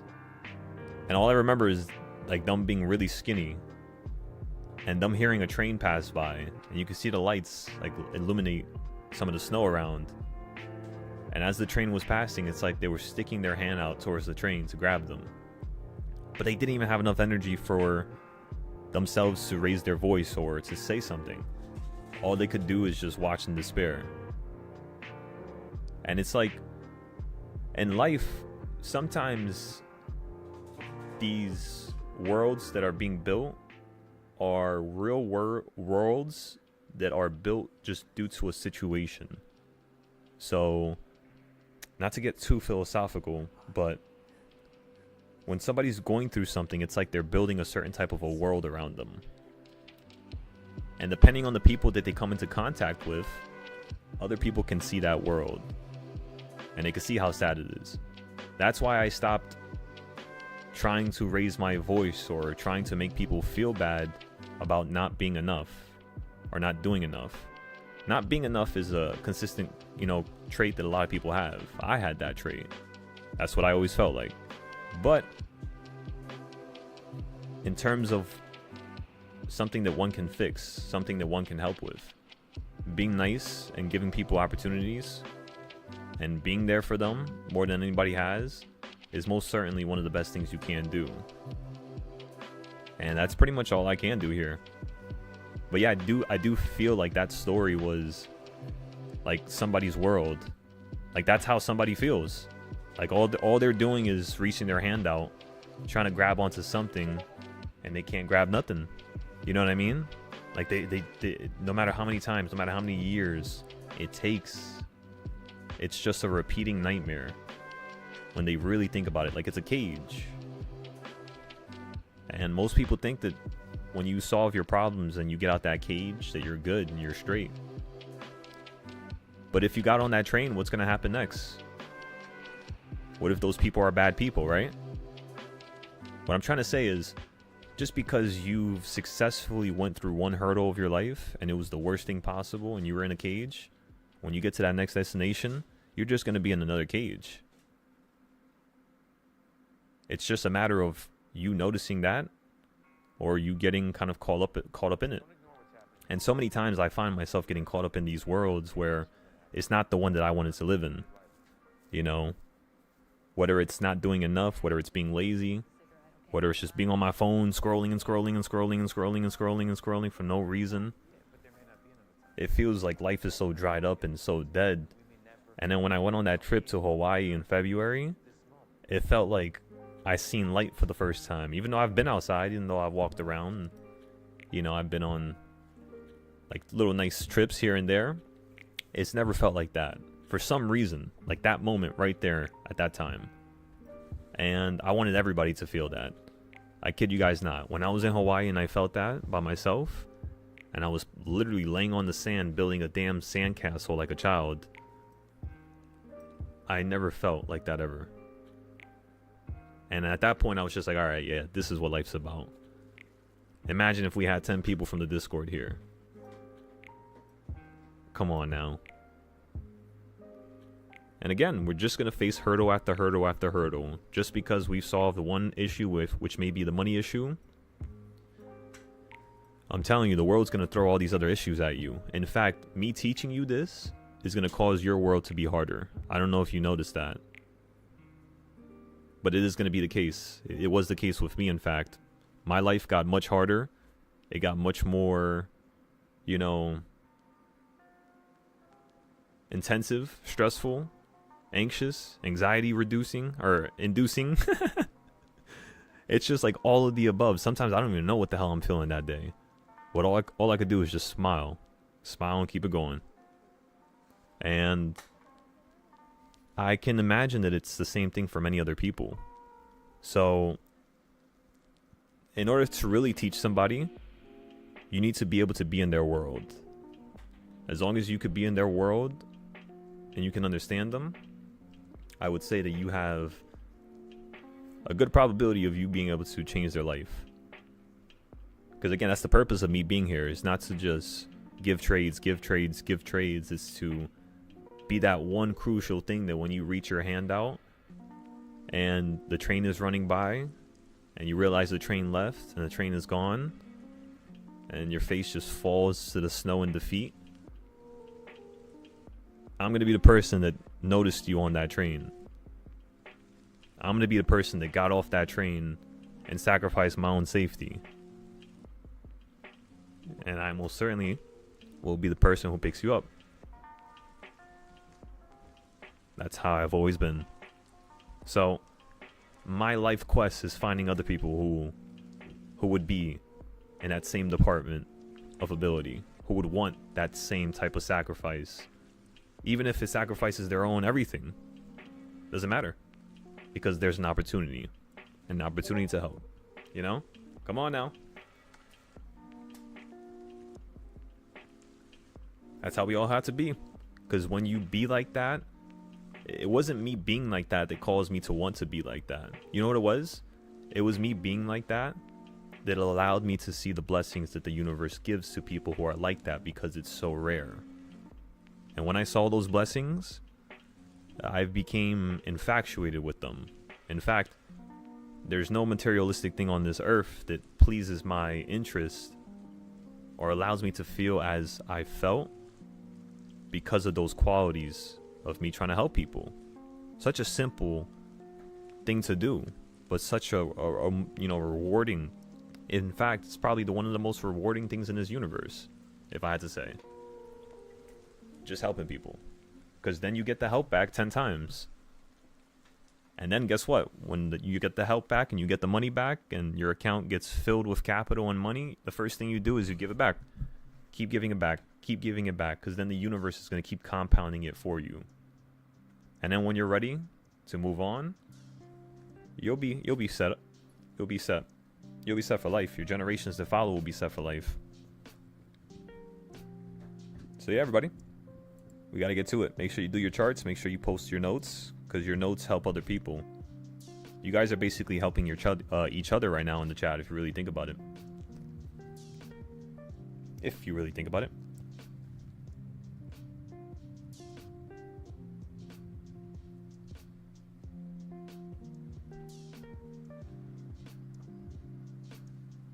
You said you collected t-shirts.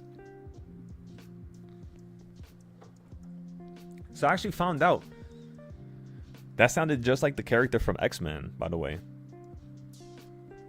It's Nightwalker, right? Nightcrawler? Something like that?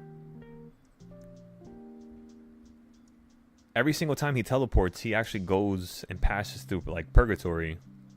I never knew that. That's such a cool power. Like, the idea, the concept of it. You know, that's another thing I miss. When they used to make, like, superhero shows, but their powers would be, like, really in-depth. It could be a weak-ass power, but depending on how they used it, it could be one of the most overpowered things that we've ever seen in TV or movie history. Like, the Silver Surfer. Yo, the whole concept of that character is just, like, insane.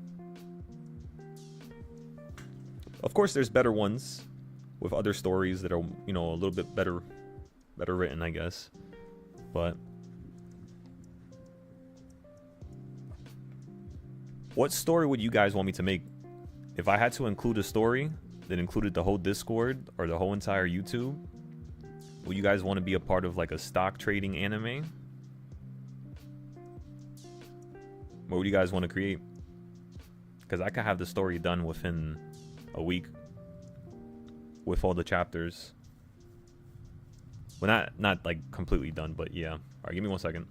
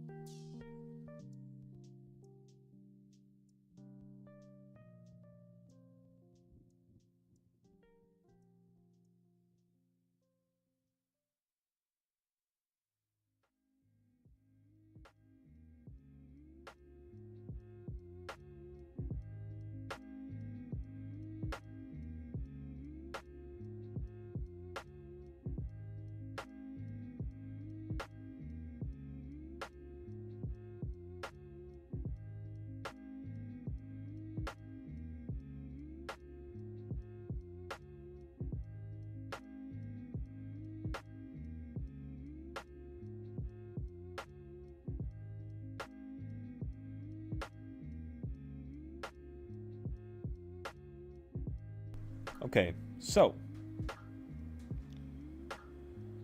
I'm looking at these puts and looking at these calls. 689s, they're dropping down slightly.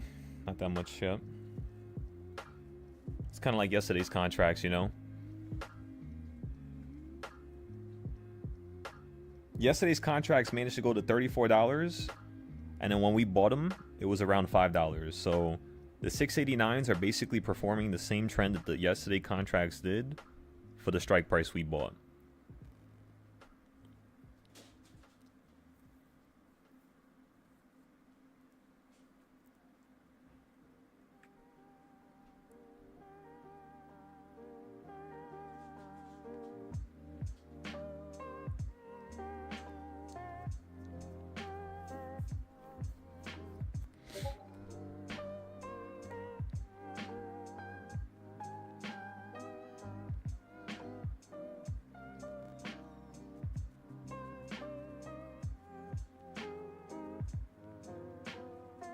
No, yeah, it's truly limitless, the amount of stories you could create. But in terms of like a Discord one where we can have everybody have a certain element involved in it, you know? Whereas it could be like, I don't know, like some type of competition, some type of... I was thinking about the stock trading anime, right? Like how would you create an anime about stock trading? Like what would be the story? The lives that people have had. That would be the easiest thing for me to actually create because of my experiences teaching. I can create so many different stories. Like side stories, you could say, from that. Or we could do something where it's like the whole Discord versus, you know, like a whole, I don't know, world concept, power, force thing.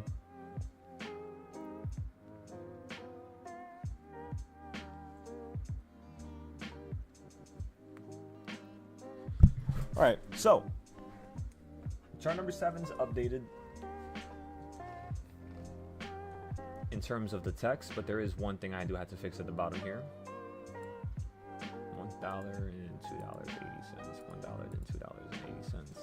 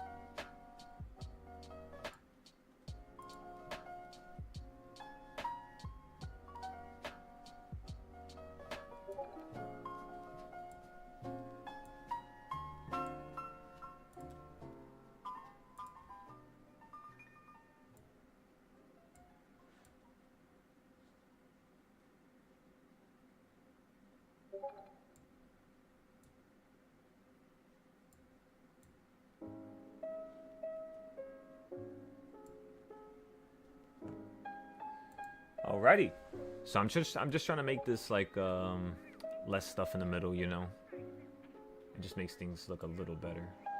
I kind of had to put this up here though.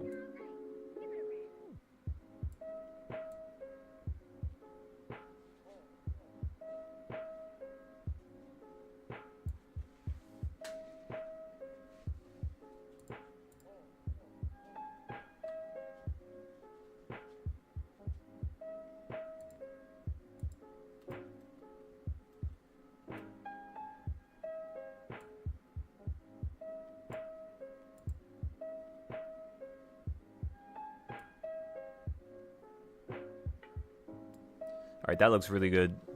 Okay, so then let's fix the top one now.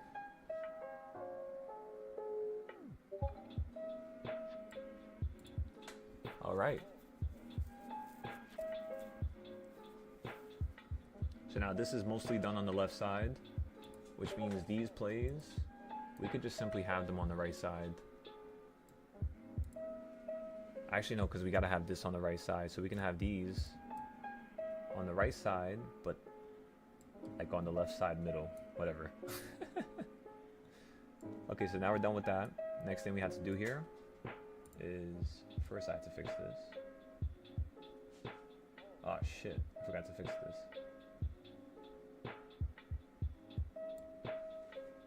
It should go like right there.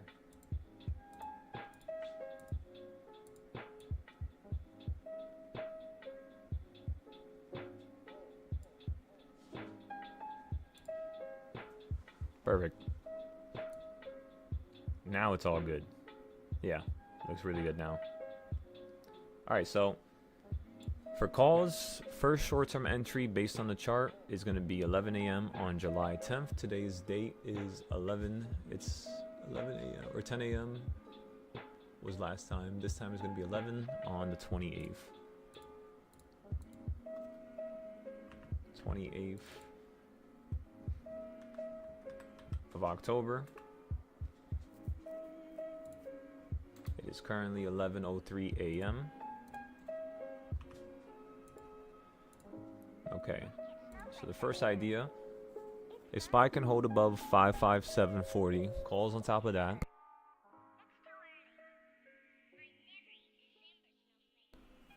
Calls on top of that being your stop loss, and you want to see us run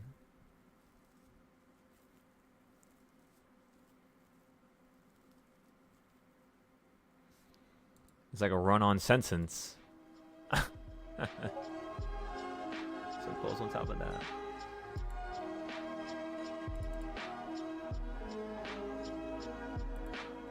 Calls on top with that being your stop. No, never mind. I'll let you know. It's good. So calls above will be 585.40 or 685.40. So 685.40. And then you want to see us run straight up to 687.16. So calls on that 680.16. And then once you run above 687.16, you want to play. You want us to run to 689.66. 689.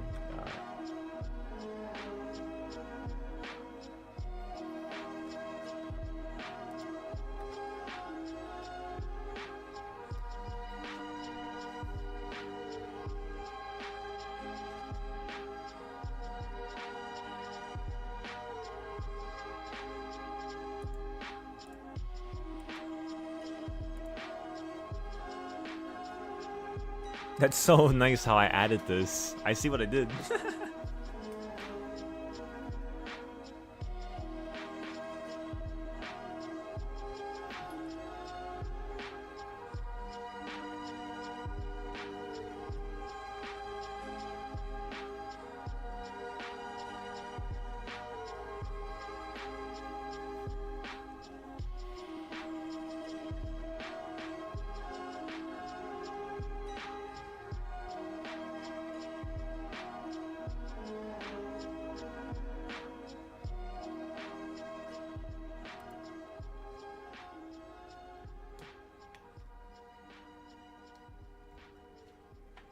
You said you've come to the realization that we all have the ability to trade, but the charts really do separate. No, yeah. Pattern recognition does separate. Separates everybody. The quicker one could remember a pattern, the quicker one could have full confidence that's what they saw, and it's not something that was a one-off event or overthink it. They can go with it, go with the flow type of thing. What eventually happens is those thoughts and that muscle memory becomes instincts. So yeah, that's the cool part.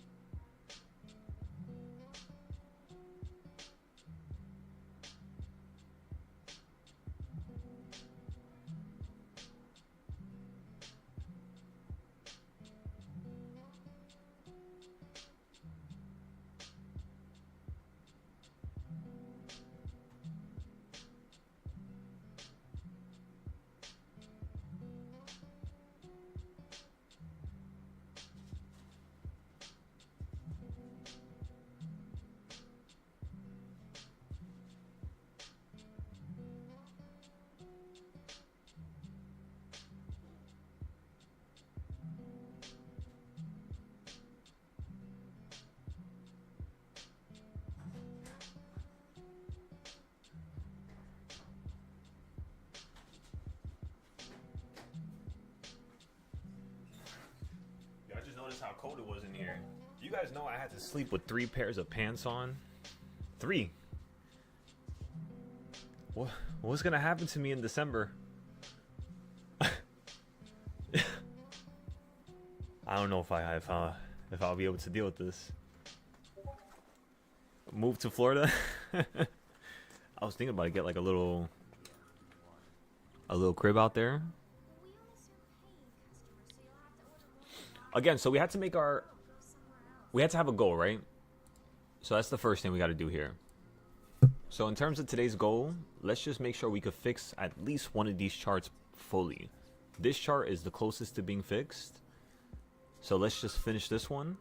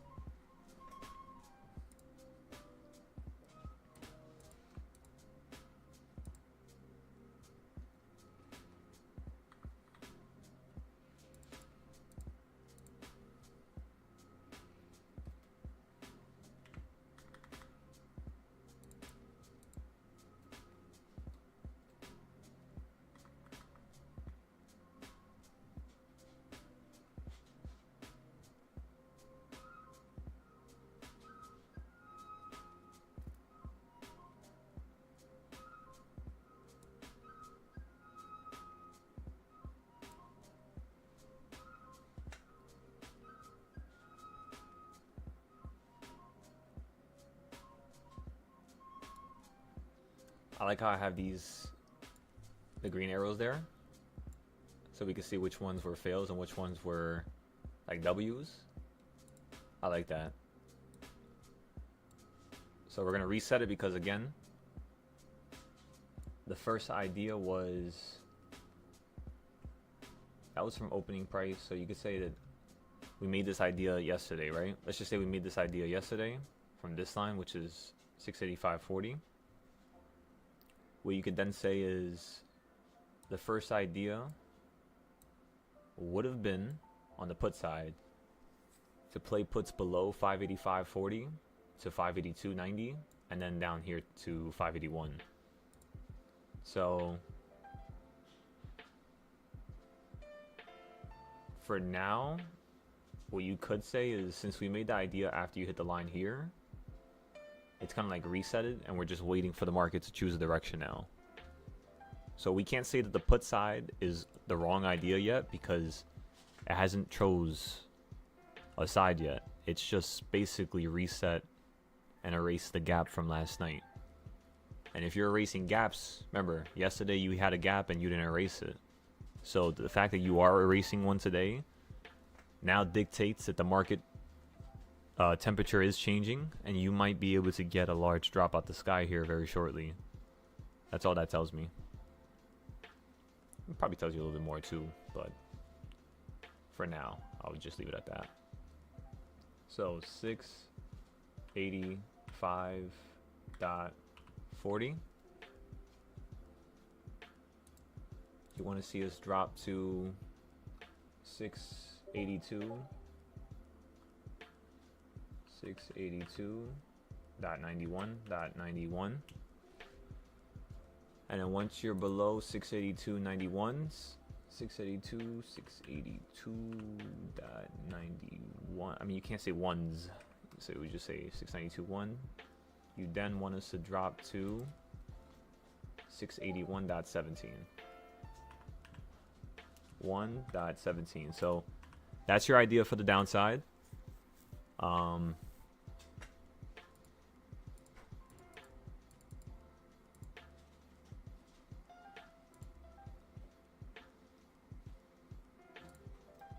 I'm just resetting everything. This is normally what I would have to do in the morning. So it was dot dot dot dot dot dot, and then this one down here at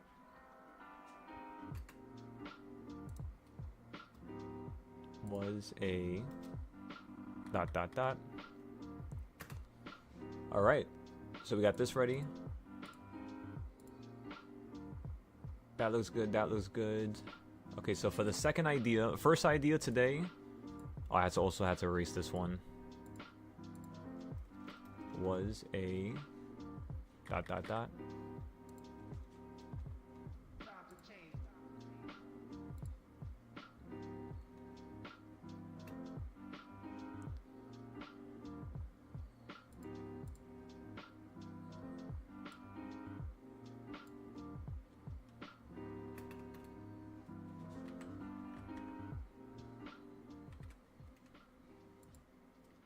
So that's going to be the next idea. It's going to be second short-term idea. So for the second time I wrote an idea, and in 561,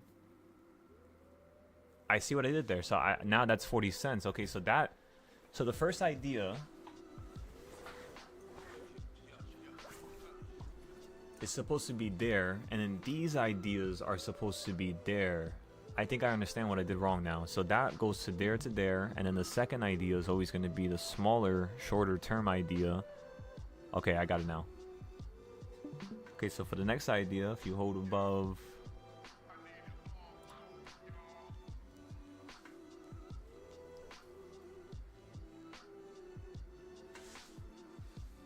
There's no way.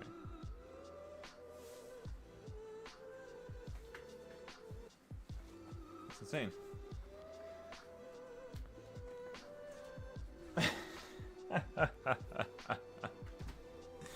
My bad. I just noticed something.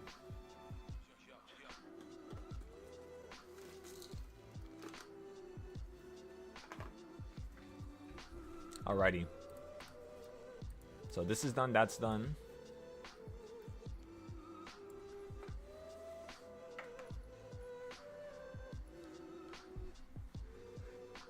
Soon.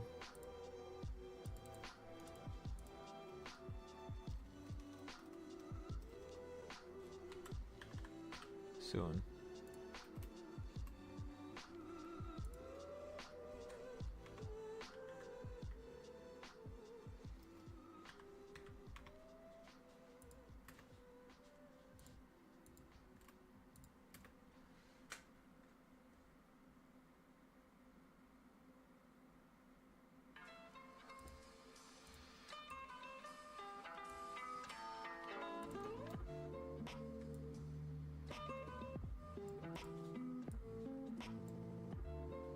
We tend to have, usually we have around 2 trades throughout the day on this chart. So we're just getting this mostly ready for tomorrow now. We're just going to test it today. Now this chart is almost at its completed form. The only thing that's left is to fix the blue box, orange, and then the green. However, that's already inside of here. So all I got to really do is just copy and paste these levels to here. It's pretty much the same thing. So we're not going to make that a priority for now, because we know that's something we could easily just do. It's not going to really change anything right now. What else can we do here? I guess we're done with this for now. There's nothing else I could think of that we should use. So again, everybody take a picture. I'm going to take a picture of my screen.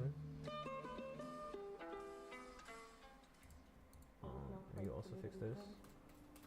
This would be almost like no. And now you're leaving, just like that.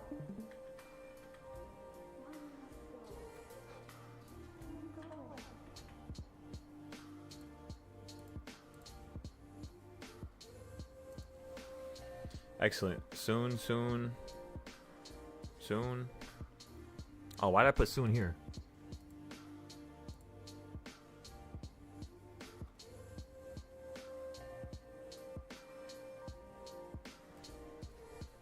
So the first short-term idea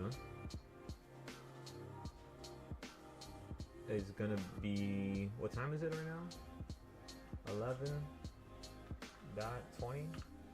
11:20 a.m. on October 28th. So 11:20 a.m. on October 28th. So we could document this all. So if you fall below this line here, you're gonna fall straight down to 682. If you get below 685.40. If you hold above this line, which is currently what you're doing right now as we speak, you're just gonna pop right back up to the opening price, and you're gonna run right back up to 688.60. So just pay close attention to this. Both people that are playing calls, or both traders that are playing calls and puts, you're still gonna have an opportunity here. You're just gonna give it a second, you know? Be patient with it. And form your own ideas and cross-coordinate them with mine, right? Or cross-compare, whichever you would like to say. Is there another way I can improve this chart? I don't think so. Let's go scan the chart back over here to see if there was anything else I added at one point. Looks like I added DARP at one point. Yeah, it looks like I was adding the weekly DARP to this.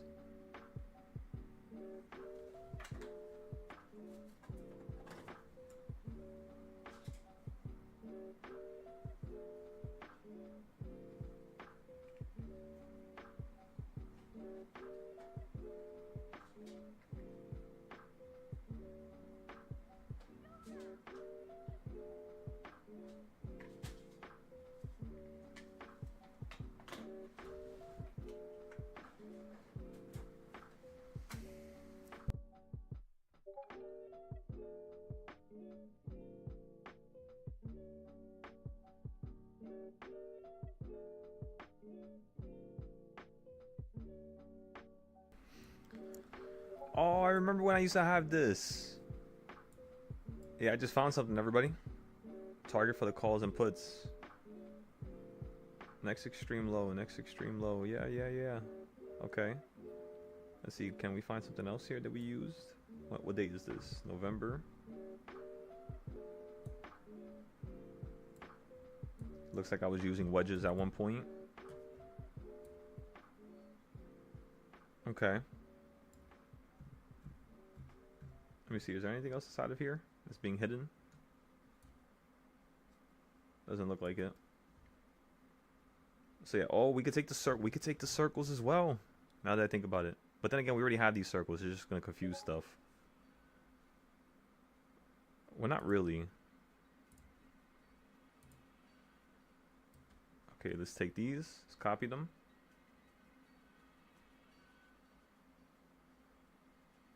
So it's kind of like you have a whole portfolio of different tools, and with those tools, oh shit, that's not what I meant to do.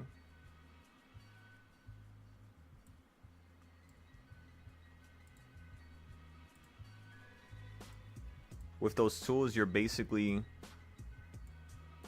chopping up the market to a finer level, you know?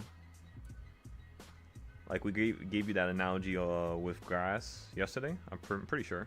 I think so. Yeah, I think it was grass. We were saying like you're not just gonna cut your grass with a number 1 if you let your grass be overgrown. You know, it's just gonna make it look terrible. You end up messing it up. So the way you go about it properly is you gotta trim layer after layer, but you can't take too much at one point. You know. Same exact situation here. Layer by layer, everybody. So I put this circle on the second circle, it seems. And then I put the last target for the calls right before this one up here. Or down here. So that's pretty much it. That's all a person really needs when they're looking at a chart. You got your call targets, you got your put targets. Right? Now, what does the market normally do? Because these are extreme targets. So we could copy this and paste it, you know, like right here. Same thing for the downside. Delete this extra one right there. So now you have a situation where you have the put targets below you. You have the call targets above you. You have all these points in between which chop up the market. These right here. Which I always paste them, and the reason why they're always perfectly that size is because that perfectly represents when a market is off and then when a market opens up again. That's why it never breaches into the day, so I can have another trading style on the screen and it not mess with it. So it was really detailed how I made this chart. It was like a really good solid plan. I wanted to have, again, not that much stuff on the screen, but I wanted everything to mean a lot. 3-4 meanings in one line if I can. So you just combine everything. There we go, slug. And remember, make it simple. Give yourself the rules on the screen. Always write down how you started a chart and how you plan on completing it. And we'll go from there, really.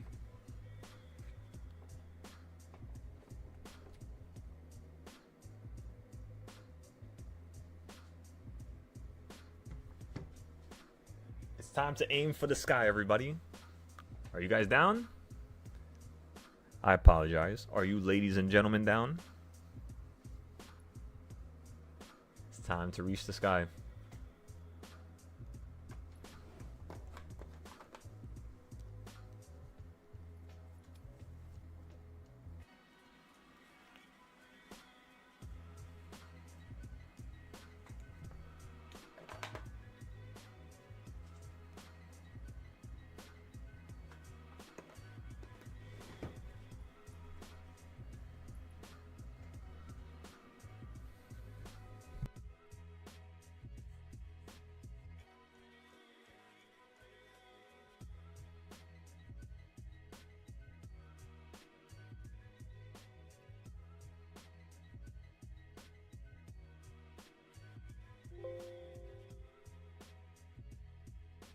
I'm just staring at these puts.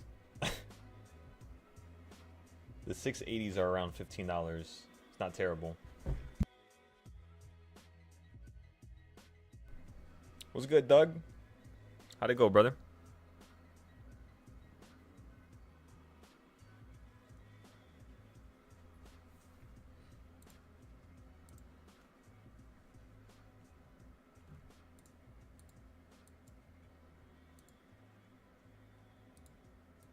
Quantify.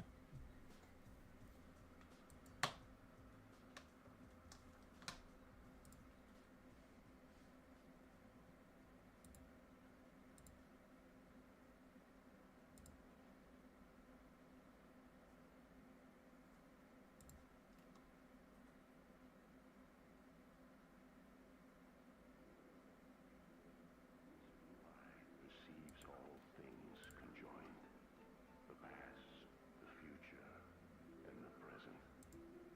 Everything flows, and all is connected. Beside is not merely seeing reality, it is touching.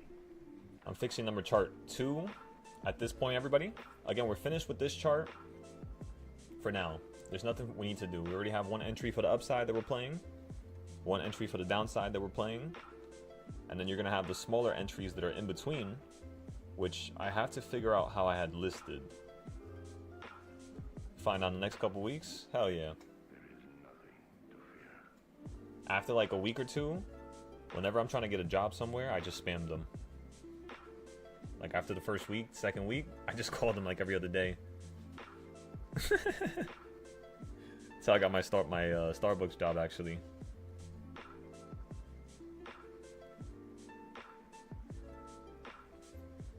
I feel like if you don't like show like some places, like you're just naturally enticing to the interviewer, but some places it's like, you know, there's different walks of people who interview.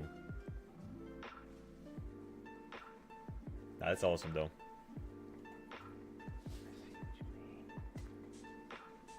So what I was saying with the short-term ideas was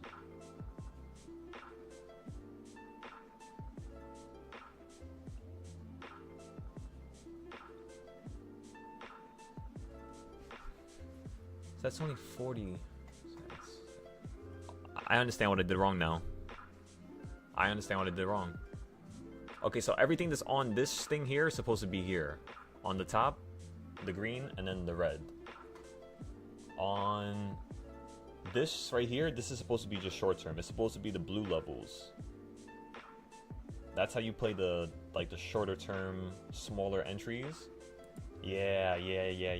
Okay. So we do have to fix this. But since this is nearing its completion and we're pretty much done with it, we have an idea for today. It's here on the board. We're just going to leave it at that and start working on this chart now. So again, on the 5 minute, we're going to go to the left. Zoom out as much as possible. And by the way, now, yeah, you could say now it's time for calls. It's not a bad time. Just watch out. The market looks a little unstable right now. Same calls that we talked about this morning. 689s and then the 687s and then the 685s. Same situation. You want to try to get one as close as possible.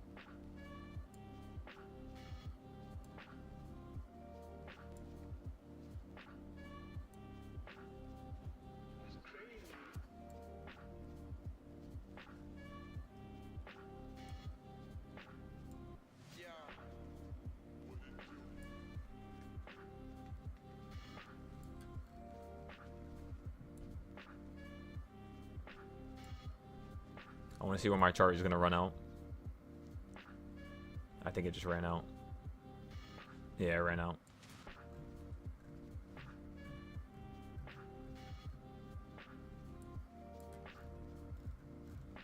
It's not terrible, but let me see. I want to see if these lines are perfect. If anybody notices any line off, just let me know. Can't be like, basically if you see more than one line in one like little location, it's off. This looks really good though. It doesn't look like anything's off. Yeah, there you go. We should look at it like this. These lines look perfect. Okay. Excellent. Okay, now let's turn on. Let's bring out the Kraken. Let me go down here. Let me turn on.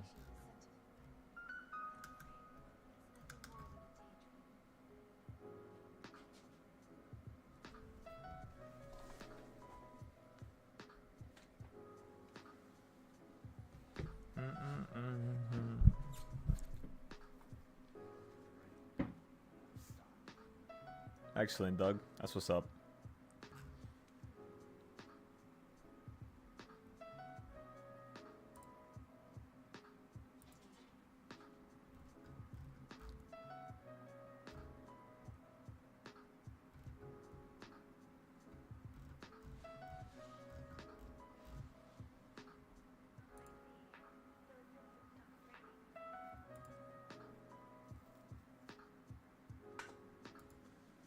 I'm guessing this is another one.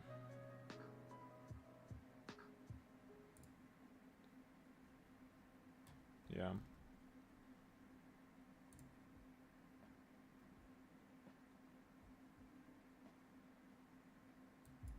I think I moved them all to the top. I'm trying to figure out where they're at.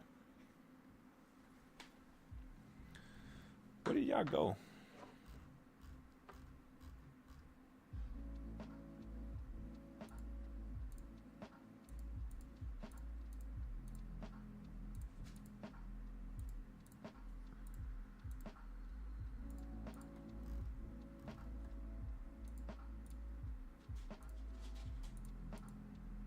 Instead of me turning them on and off, I might as well just look in the folders. I have everything saved here.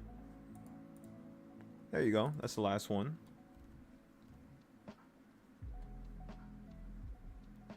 How about this one? Is this one? No. This one? This is one of them.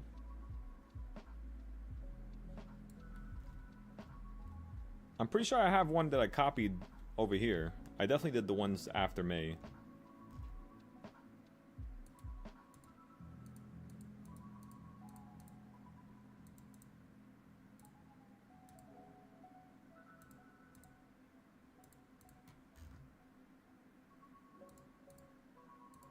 And yes, this is very annoying. This is January. I must have copied it to the top then.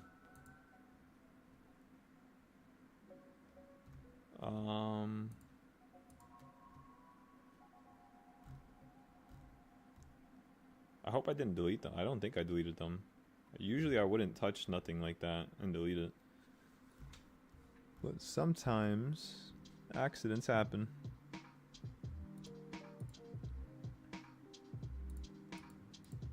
It looks like it's right here.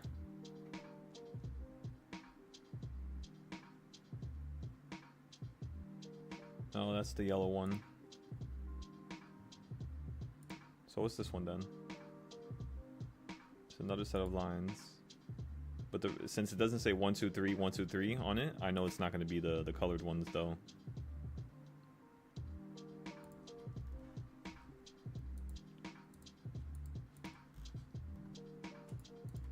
Pretty sure I looked through all these already.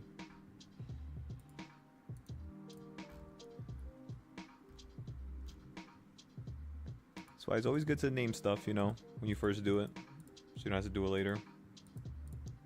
Easier to sort through things. I must have it at the bottom then.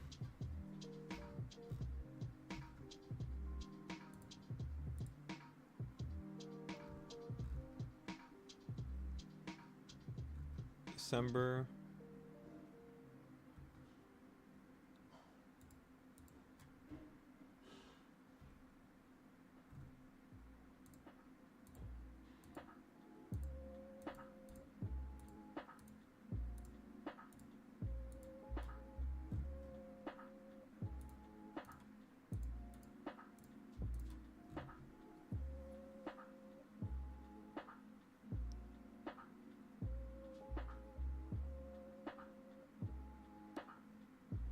You made 371 on the puts and then 459 on the calls. That's excellent.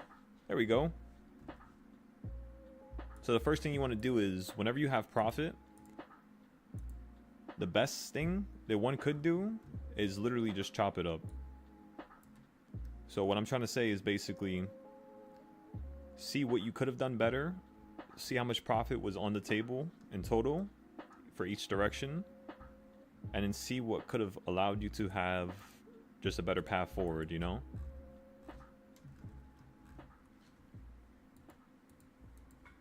So for tomorrow and the next couple of days, boom, start smacking it out the park.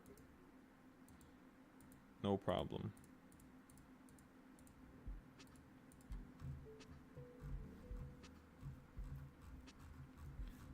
Yeah, I'll be real with you. I have no idea where these lines went. I might have to copy them again. Hopefully no. But if I have to, I have to. It happens. It's probably at the top of something.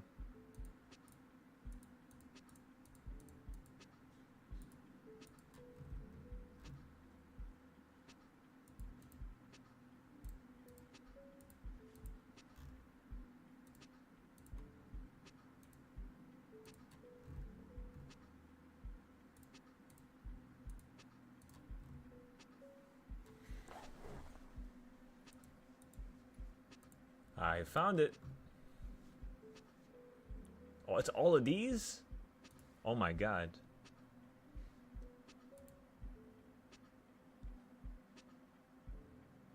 Yeah, I found it.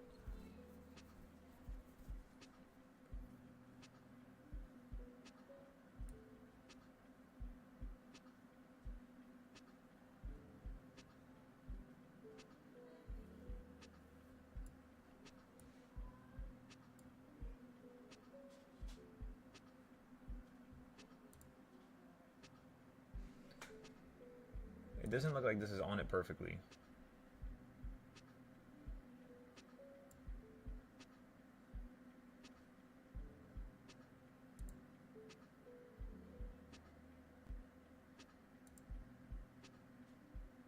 Let me see. I think I know what's going on here. I might have to just... Yeah. I don't think they're all... Yeah, these are all some big-ass groups. Let me see something. How about this one? Is it a big-ass group? Nah, it's a small group. So let's turn them on from top to bottom. Eventually you'll start seeing it pop up on the screen here.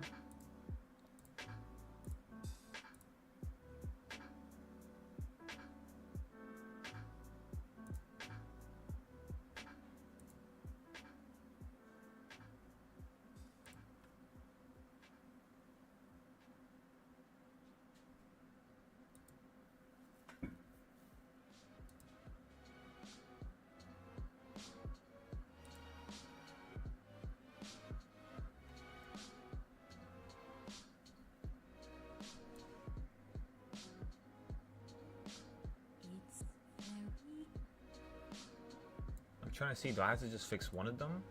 I might have to fix all of them. Yeah, I think I have to fix all of them. Let me see.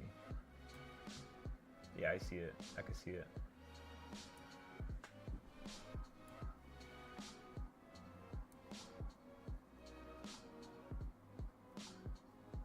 Yeah, I gotta scrap all this shit. I gotta delete all this. Oh my goodness. That's a lot of stuff. Yeah, I messed up these lines. It's okay. So what we'll do is, it's not to say that they're not going to work no more. But what's going to be the case now is basically what's going to happen here is we're going to have to redo it all. Oh my god, we did so much. That's only up to September. And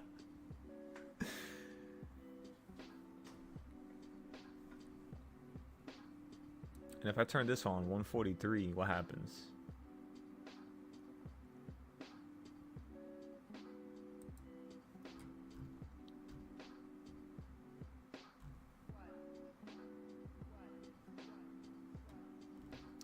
Alright, so look, this is what I'm gonna do. I'm gonna do something a little lazy here.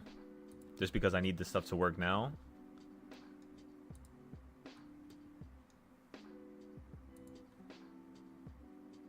We're on the 5-minute, yep.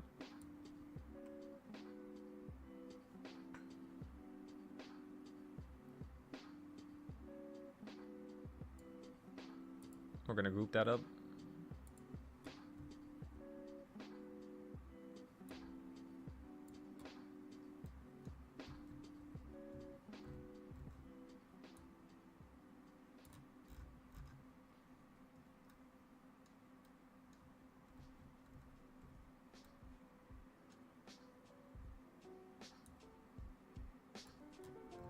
I'm making sure this thing is like right on that red line. Even though I had to delete them all, it doesn't matter.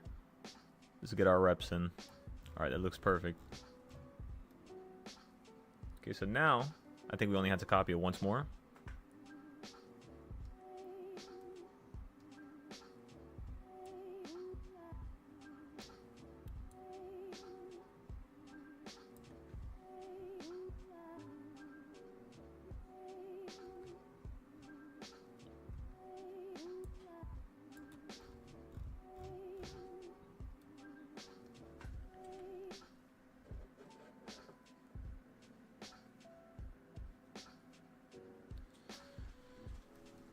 So if you bought a call and a put at the same time, is it because you're trying to do a straddle? What's the idea behind that right there?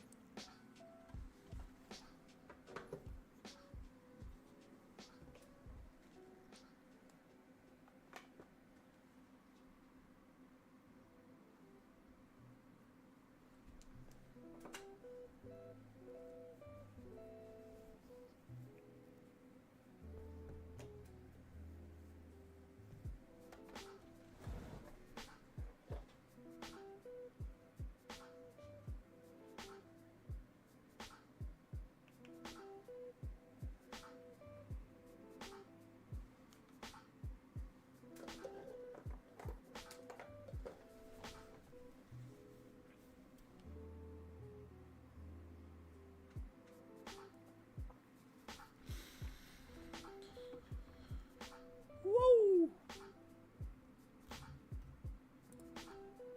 You know what I mean? Type of thing.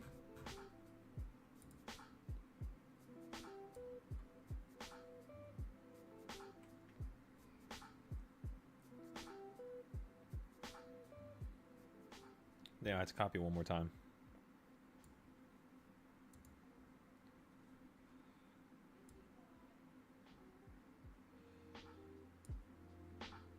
Ladies and gentlemen, are you ready for this?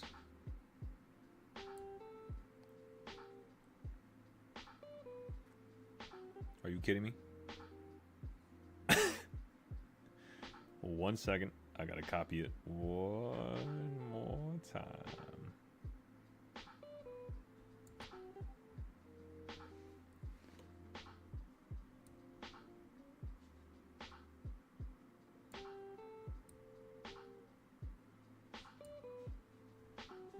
Alrighty.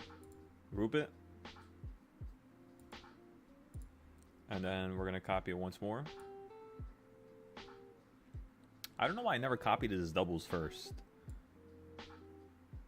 Because me copying this now, when we redo it early, like later on today, it's going to be really easy for us to do that, you know?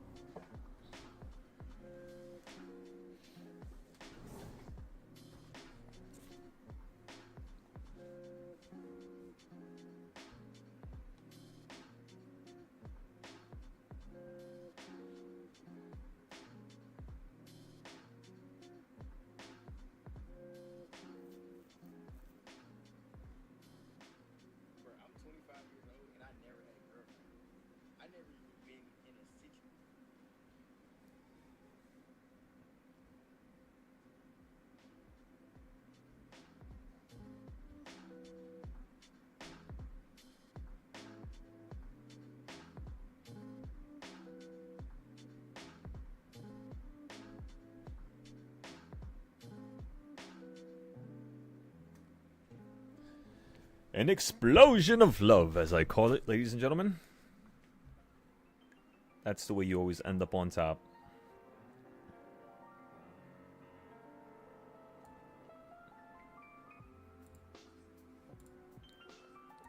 Alrighty. The next thing one has to do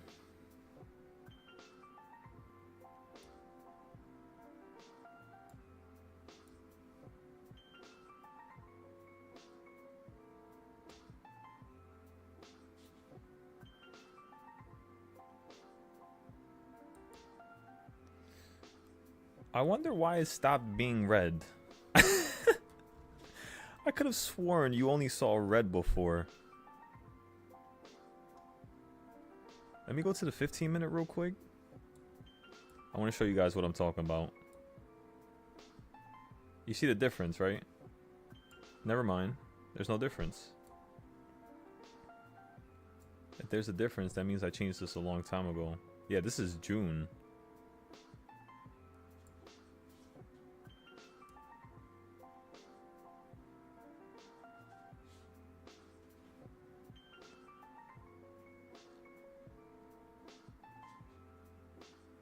Imagine trying to fix this whole thing again.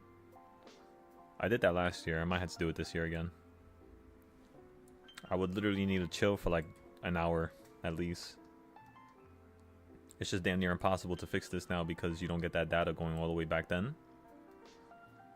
So at this point, you're going to have to fix it on the 15-minute.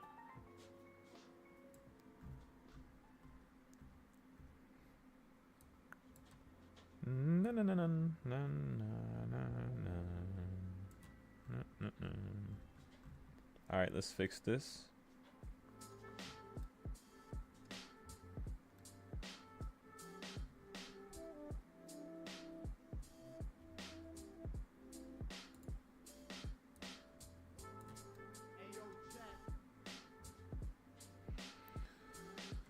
First thing is first. We gotta fix this. After this, we're gonna have to fix this down here. So let's grab both of them.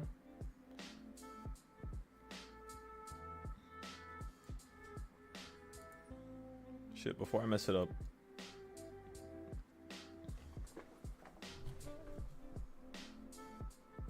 Alright.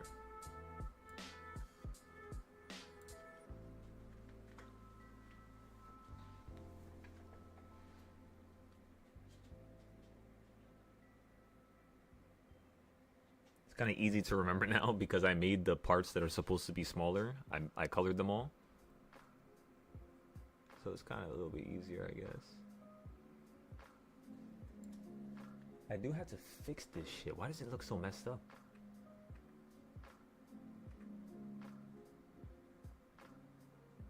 And then you know what I'm gonna do, everybody? Watch this. I don't know if you ladies and gentlemen are ready for this. Prepare yourselves.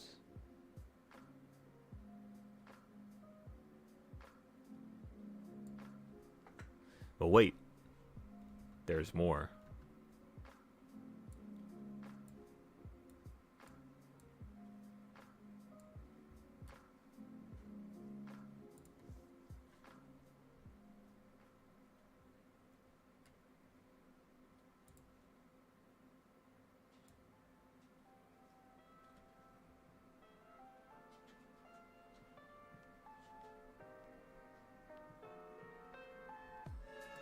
Have you guys noticed? One thing that's very important. The chart is laggy. I know. I could still see it too. I could tell. But, you know what's the difference? It's not as laggy. There's definitely an improvement. So I think cleaning up the charts recently did really help.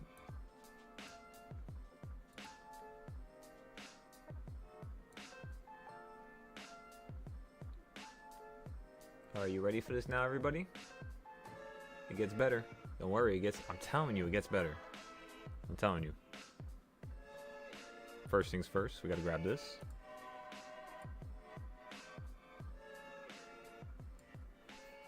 That's about perfect.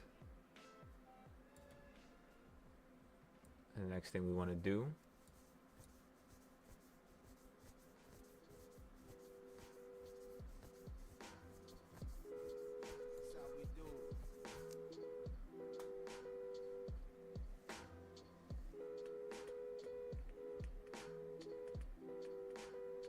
Yep. All right. Let's do the last thing necessary now. This is the last thing that's necessary.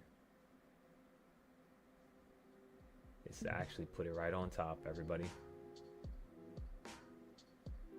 Makes it a little annoying to see. There's a lot of colorful shit everywhere. I agree. But this tells you all the main locations. So like, for example, the market really wants to, you know, run towards this one location right here, 687. Remember, you use lines that are at a downtrend in order to trade an uptrend. So my idea here with this chart is using lines and using specific qualities of the chart that are pointing towards the downside. We therefore then get the best possible way to play the upside.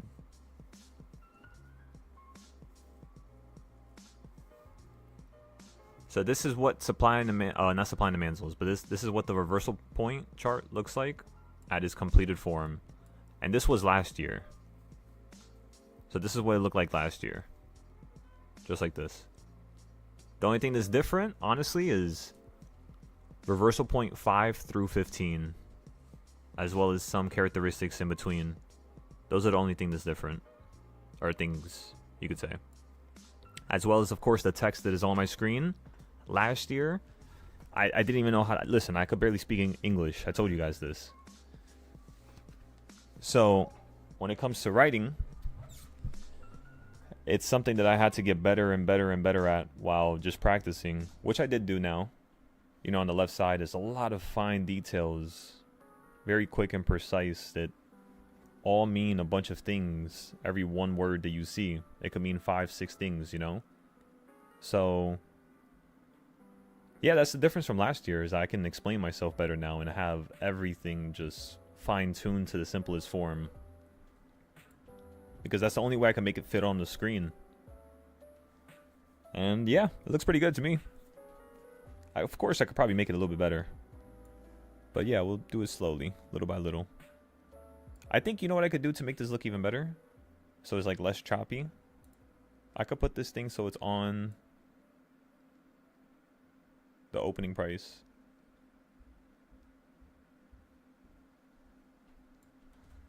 Let me show you.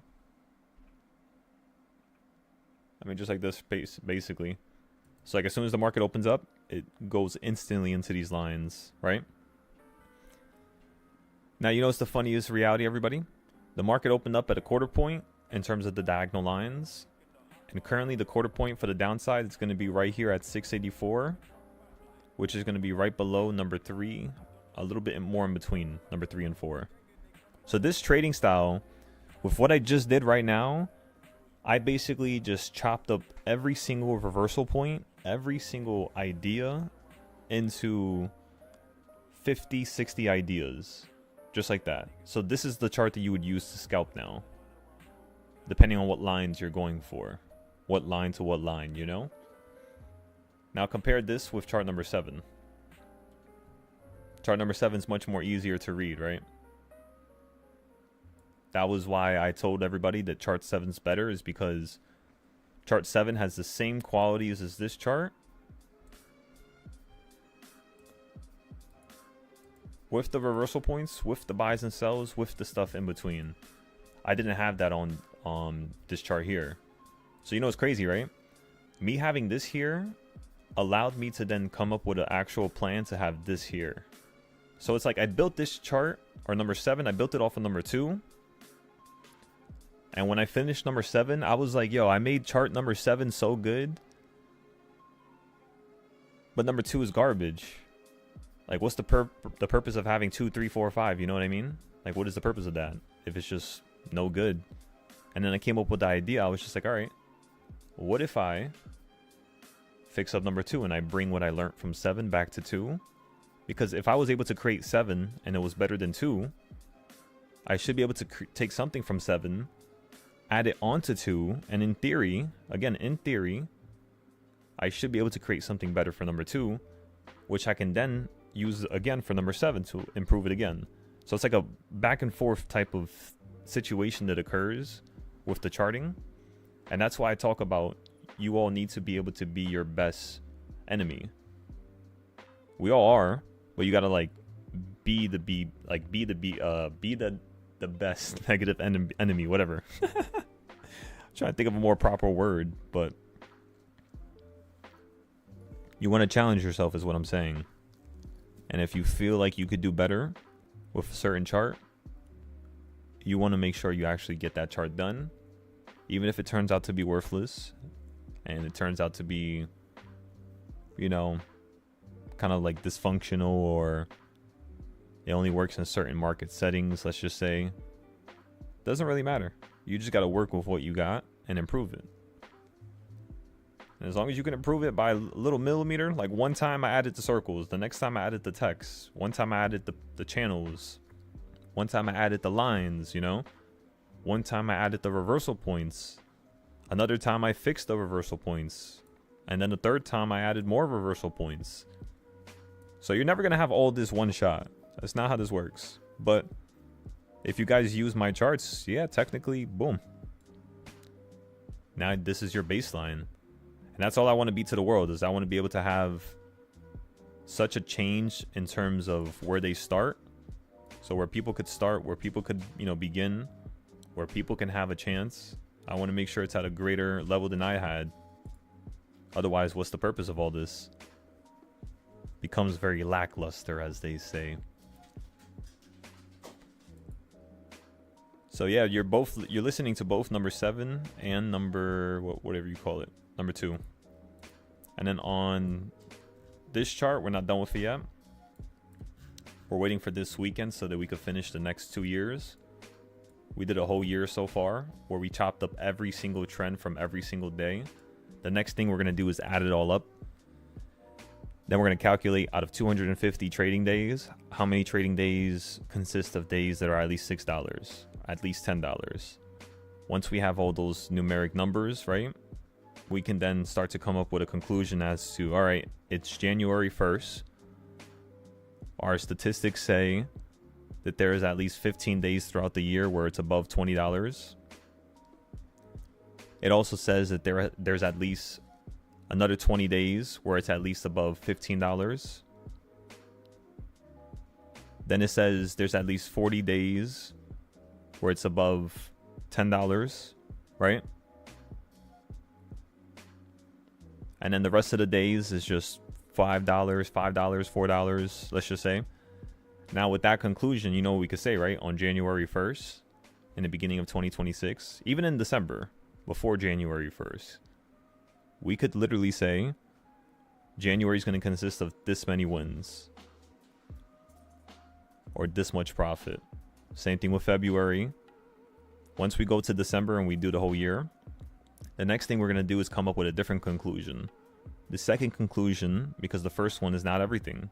That's just the start of our, you know, our deck of cards. We always have something up our sleeve. The next thing we have up our sleeve is to take that data and then start looking at months where you could potentially have a major up or down trend. Because when you have those major ups or downs, they consist of a lot more days where there's a lot more, you know, insane numeric changes, where it's like a $30 day, then 15, then 20, then goes back to 7, then 8, then 5, and then right back to 30. In order for you to predict that, you need to be able to actually have a chart that states where the drops are going to occur every single month for the next 6 months to 12 months. Once you have this, which is what happens every single day, and you have the statistics, and you have a chart which chops up the background, and you have a chart that not only chops up the background, but tells you where the market's going to want to fall from or rise from in terms of a large swing into one direction for a couple days, or if not one day. All that combined allows you to have full foresight, you know? There's nothing you can't tell is going to happen. For example, right now, there's going to be a big ass drop if the market is doing this here.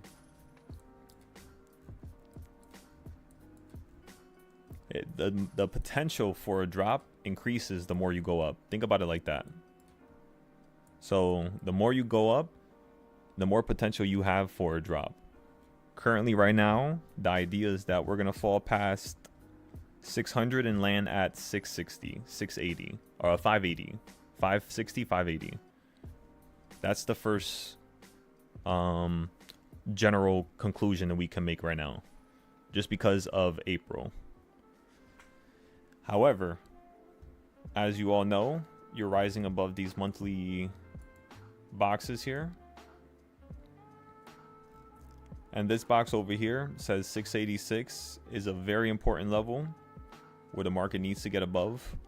If it can get above 686.86, which is kind of a funny ass number, 686.86. Once you get above that, you're pretty much running into 690s. Got that, everybody? So if you get above that level, you're pretty much just going to run into 695. After that, you're going to run straight into 711. Another funny number. So there's only 3 levels you're looking for, everybody, on the weekly. Though that's when you're playing 5-day contracts. So when you're playing 5 days, this is basically what you're playing for. Actually, no. This would be like a 14-day. My apologies. This one down here would be a 5-day. This one up here is way further. So since these are so close to each other, it's a smaller area, smaller, trend. It could take place over 5 days. That's 100% possible. This one is going to take, at least 14 days, if not 2 weeks. A little over 2 weeks, I mean. Because 14 days obviously is more than 2 weeks. Remember, every week only has 5 trading days. So how you want to look at it is, 5, 10, 15, 20. Usually. Most months, at least. Besides like holidays and stuff like that. As well as besides you closing early on some days. I don't know why they do that. They make me feel like remember when you're in like middle school or like, I don't know, like back then, you got like that break time. I don't know what I'm talking about. But anyways, so 14 days, that's 5 days, and then anything in between could be a 0 day. You see? So right now is basically one of the best levels to buy a 5-day, 14-day, and a 0 day. Today's one of those days where you could do all 3, is what I'm saying. The next level to do that is going to be 595 and then 711, where you would do all 3 back to back. Which means if it gets above 686 and you're wrong about the puts for 0 day, 5-day, and for 14-day, add it up. Let's say you spent 1,200. The first thing you're going to do is you're going to look at the 0 days and you're going to see what 0 days have moved up at least 400 to 200%. After you check the 0 days, see which ones moved up and at what times. Let's say it's early, just like how it is today. You've done your research, you looked at everything, you broke it down, and it's 12 o'clock. The next thing you're going to do is you're going to buy into a 0 day, and you're going to use $200 starting. So you're going to start with $200. The way you're going to buy into these trades is at a quarter at a time. So meaning $50, $60, $80 at a time, whatever is near a quarter. Buy a couple of them, buy 3 of them, 4 of them starting, let's just say. That could be a quarter. $40, $60, right? Wait about 15 to 30 minutes. If it's still consolidating, if the prices drop and you're down about, let's just say 40%, not even. You could be down 10% to 40%. You can add another quarter. The reason why it's because it's still near your area where you wanted to buy in the first place. However, what occurred was data just started killing the contracts. And whenever you get a situation like that, you have to be able to have a backup plan.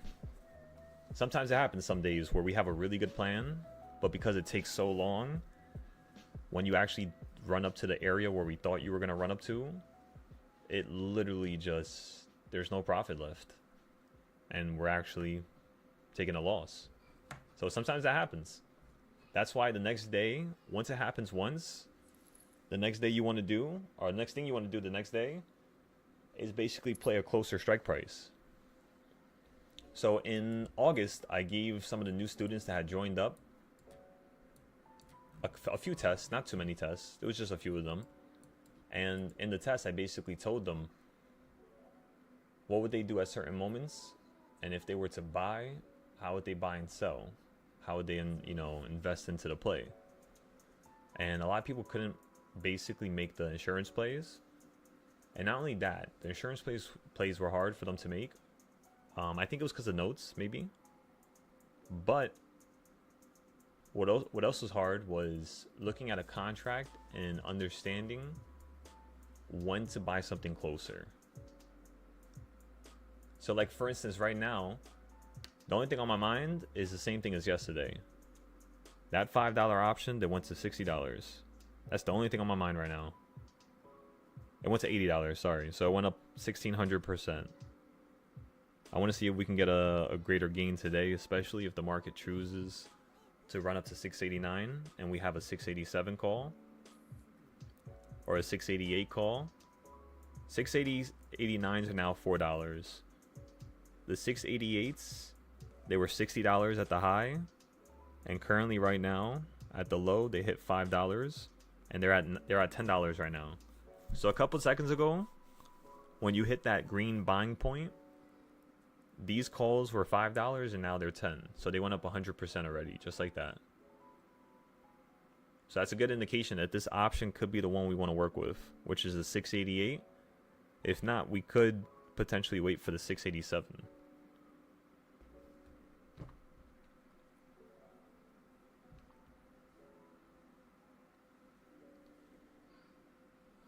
Okay. This is looking nice.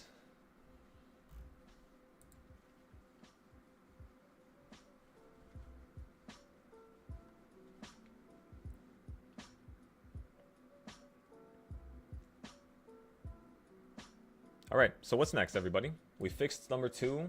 We fixed number 7. Looks like a pack of Skittles everywhere. Looks like someone just started throwing it all over all the charts. This one we could improve right now, but there's no point. We already know what level this is. Actually, you know what? There is a point. Let's post it everywhere. I think it's time we start marketing Discord. So let me make this look all nice and neat. You know, that's also another thing I noticed. When I would post pictures, I would make the charts look better. Just because I'm posting the picture. So that's also another way you can make your charts better, I guess.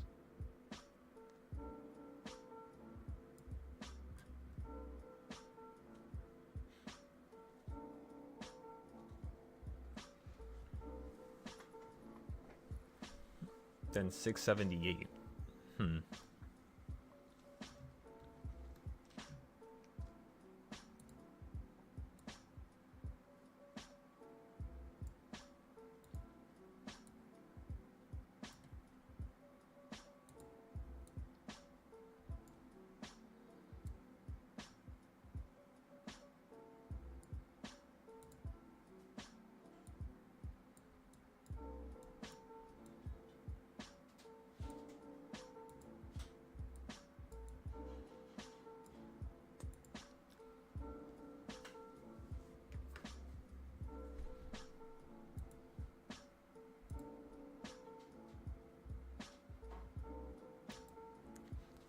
I'm looking at the puts for a second here. 681s. The puts are losing value too, which is pretty good.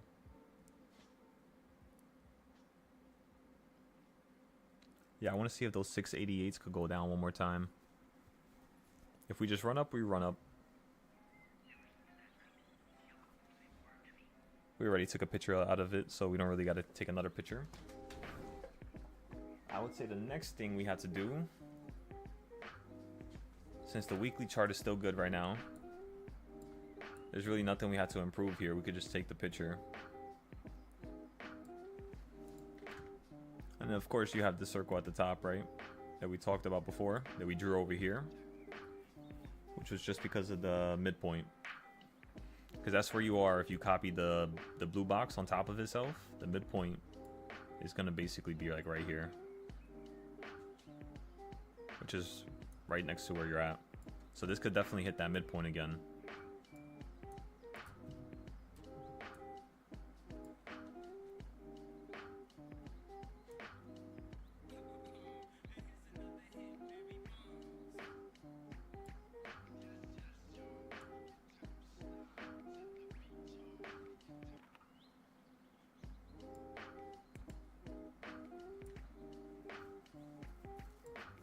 I think you all know what I'm about to do.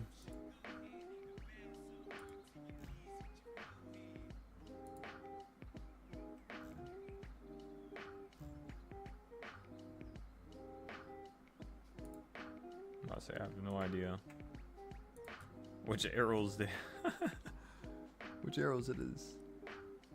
I never put into a group, so let me actually group this now before I forget again.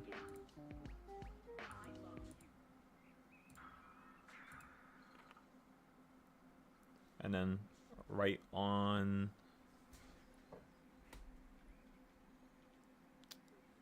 the little arrows on your keyboard, just press the right one and just hold it. Hold it, hold it, hold it. Again, remember, all these ideas were initially made 3 weeks ago, 2 to 3 weeks ago, you could say, on a Saturday class we had, which I think is still live. In case you guys want to check the market and how the ideas were and how we created them. Yeah, those ideas, we created them, because these we created here on September 29th. And then right here on like the first week of October, we ended up creating another set, and we just kept pushing them to the right. And then we fixed them to the blue box whenever we created that, after you fell down to the bottom on the 10th. So from the 10th, we pretty much had the upgrade. So that was the last time we upgraded this, which is like 18 days ago, which is not bad. That's pretty good. There's really nothing else we need to do here, everybody. We could align them, I guess, make them more straight.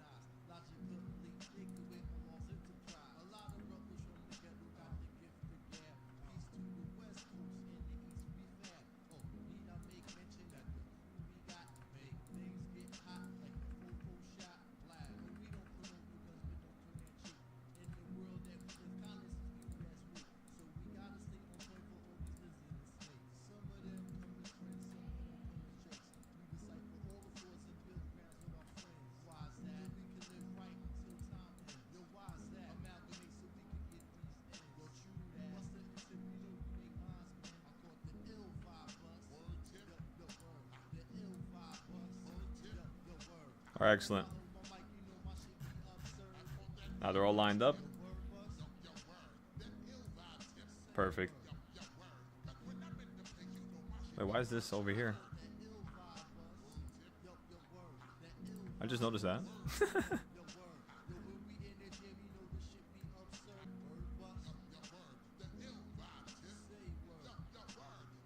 What am I listening to right now? This is Busta Rhymes?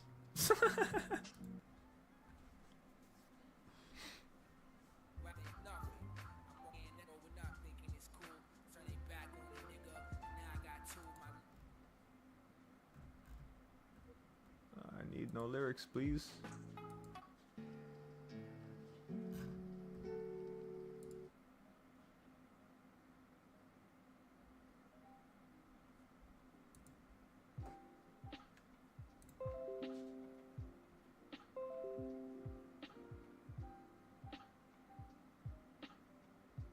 Alright, after this we should be good with that. The next thing we're going to do is fix the boxes.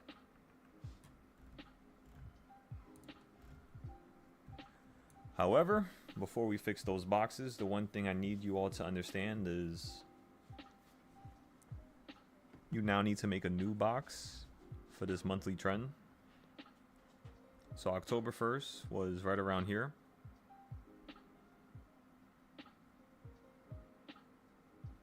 That was October 1st. So you want to grab the bottom of October. I'm gonna wear a mask on. And then after you grab the top of October, right around, you could say the bottom. I mean, not really the bottom, but the bottom of the first day of October, basically. And then you want to take now. Another trend you could take is basically the bottom of the 10th all the way to the new high, because it's the most recent top to bottom. The one thing you want to look out for, however, is the fact that in terms of having a midpoint that's closer, that's smaller, the market already hit 660 when you fell down and created this high up here. So when you hit this high and this low, when you ran up above 660 and started just continuously touching that midpoint, the one thing I wanted to see next was you just run up higher. So that's why we started thinking about you running up higher when you got this next low down here a couple days ago, was just due to the fact that it was near the same low it was at a couple days ago, a couple days prior. So in terms of going forward here, we're just going to copy this box starting. We're going to bring this thing to the right side now. Just like that. And now we're going to just bring it all the way to the top of today. Or the pre-market. Whichever. Once we got that, the next thing we're going to do here is we're just going to grab the magnet tool and snap it onto the top of this chart right there. Boom, just like that. After that's done,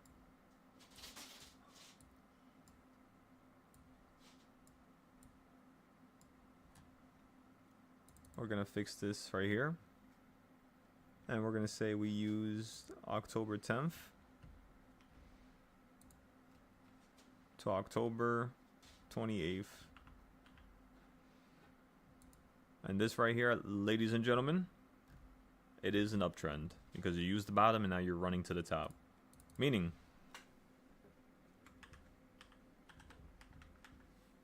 what are uptrends used for? Can you play an uptrend with calls or puts? What are you choosing? What have I showed you, ladies and gentlemen?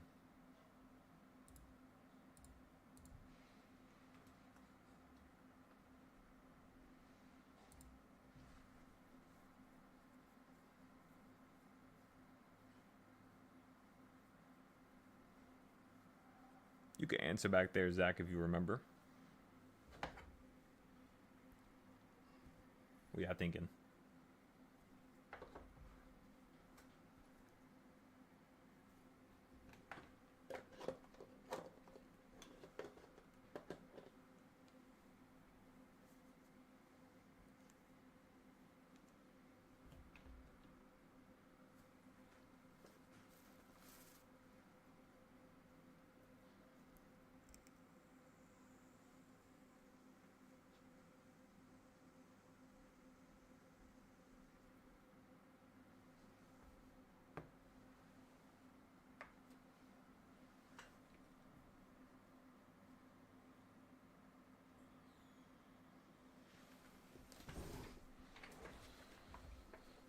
Okay. Nobody has an idea? Let me know if you have an idea, guys. Whenever you get a chance. I'm sorry if you're busy, by the way. I know you guys have lives.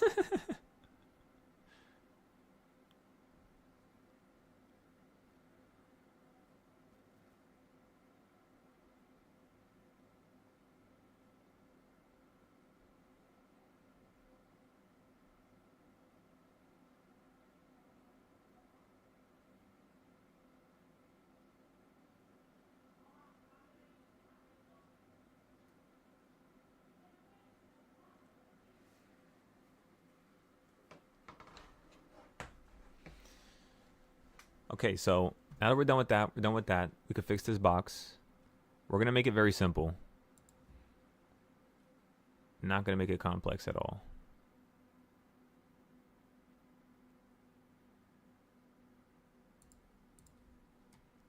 So before I go forward... Oh my god, what the fuck did I just do?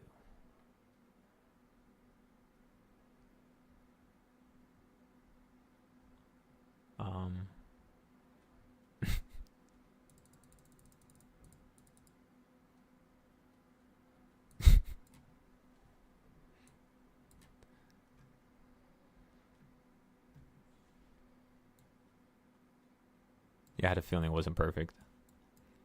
Yeah, so I did that so I don't have to fix it later.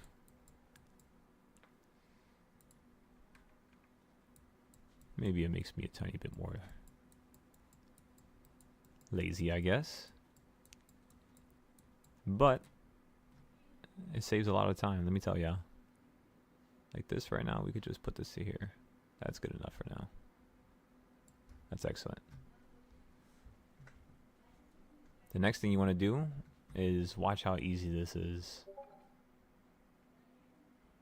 First thing, we're going to put 1-4. Why are these lines so large?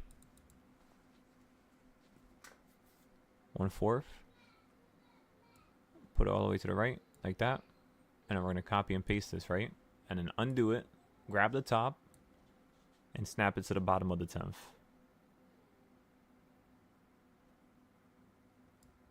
Basically, that's it. Is that the 10th? That's the 17th. Whoops. Give me 1 second. Snap to the bottom of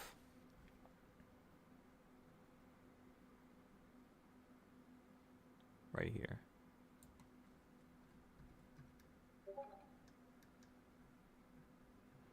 So now I didn't even have to zoom into the bottom because I snapped it onto the price.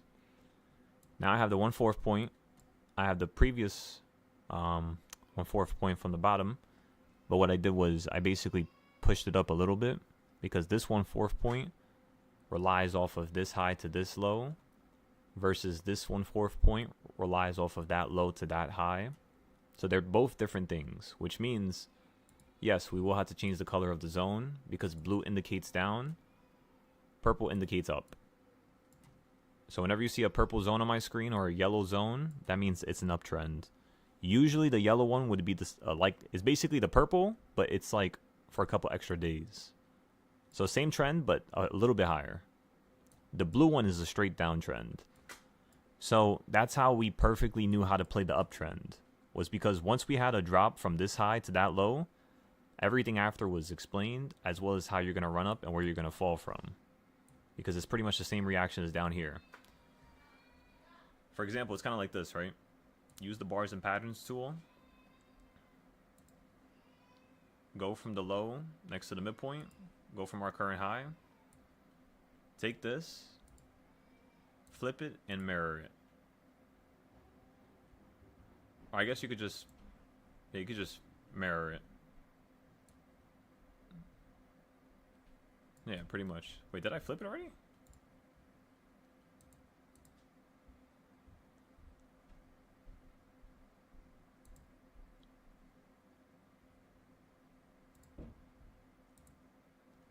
Yeah, it would basically be like this. Yeah, just mirrored. And then when you take that mirrored pattern, you basically put it near a similar location, like how you had it at the bottom down here. And let's just say the market wants to really get, you know, bearish. It would have no problem copying the same trend it took to the upside to the downside. In fact, you see it happen many times, especially on the monthly. But remember, this is the weekly. So the weekly tends to disrespect the weekly, but the weekly will listen more so to a monthly chart. As well as a monthly chart will disrespect other months, but a monthly chart is more likely to listen to a yearly chart.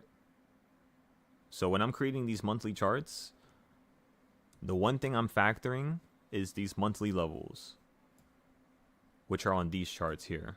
The ones we already made, you know, a long time ago. Or you could say these right here. These are a little bit more easier to understand. It's like less stuff in the way. So as you all could tell, this second target is 688.25. So you're right next to that second target. First target was correct. You fell out the sky a couple days right after hitting it. So I'm guessing right now, you might have one more day where you could stay at this high before you collapse out the sky here. But you're definitely going to get some type of consolidation just like down here in October. Or you could say down here in August and down here in May. So May, August, and October, as you could tell, the consolidation is becoming more frequent. So you do have this massive uptrend here, as well as right here. But those downtrends are starting to get a little bit more steep versus down here. I think we all would agree, right? Like over here looks a little bit more clean and precise versus over here it's a little bit more like jaggered, like on the edges.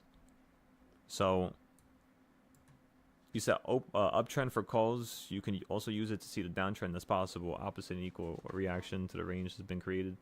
Measure high to low to see the downtrend. Low to high to measure the uptrend. Exactly. Precisely. And that's all you're looking for. That's really it.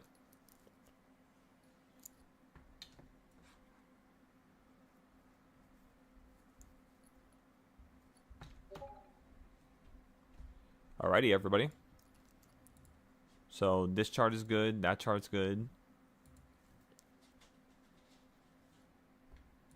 Chart 0 is not good right now. Chart 0 needs a resuscitation device. You do have some new zones here, though, everybody. So first zone is going to be this green box right here.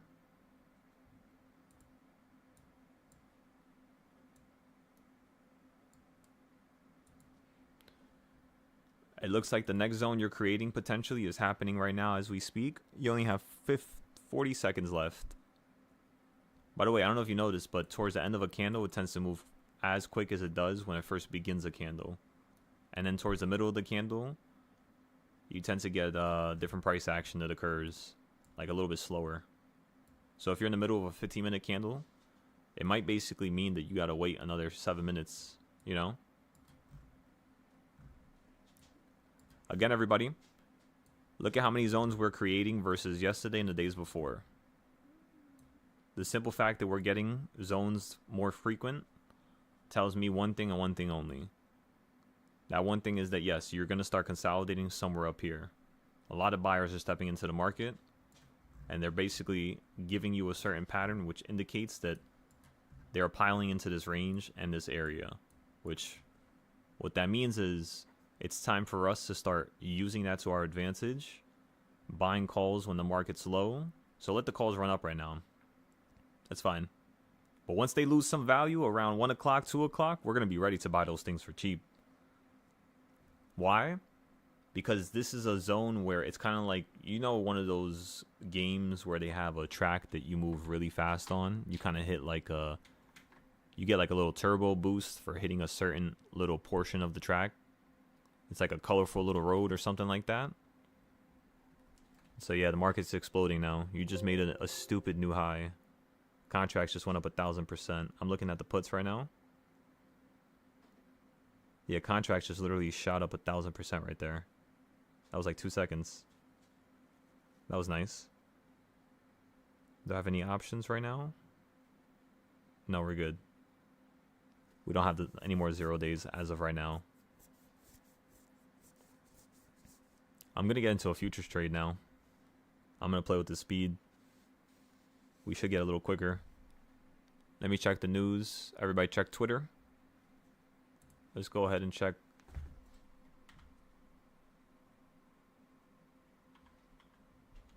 Stock market live. Let's see what just happened. He usually tracks it down very quickly.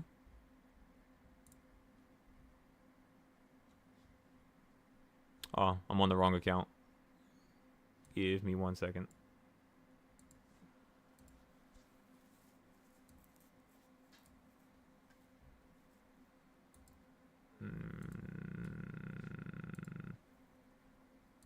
I think it's this account. I have too many Google profiles now.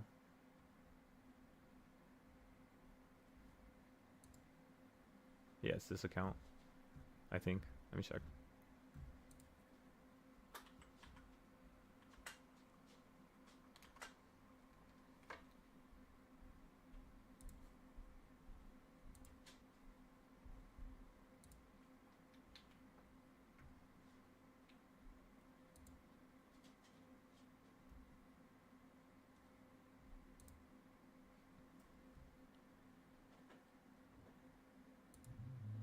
Again, everybody.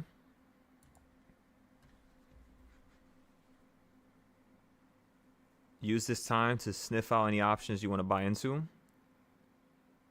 That's the first thing you want to do right now.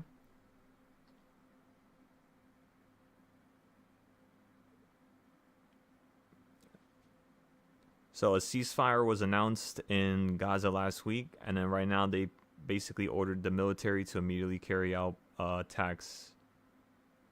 That's what just happened. So it seems like more war.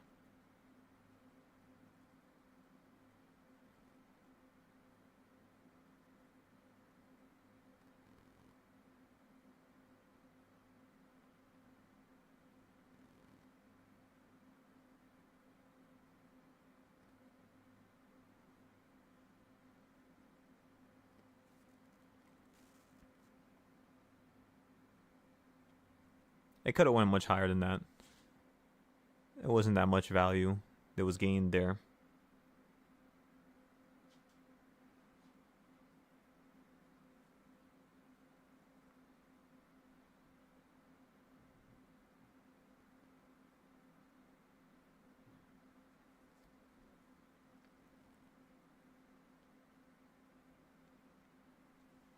Let's go take a look at the reversal points. Let's see which one you ran into before you fell. As you can see, everybody, you ran into that green area we were talking about this morning, which was a very important zone. You fell to number 3, ran up to 1.5, fell right back down to number 1 on the opposite side.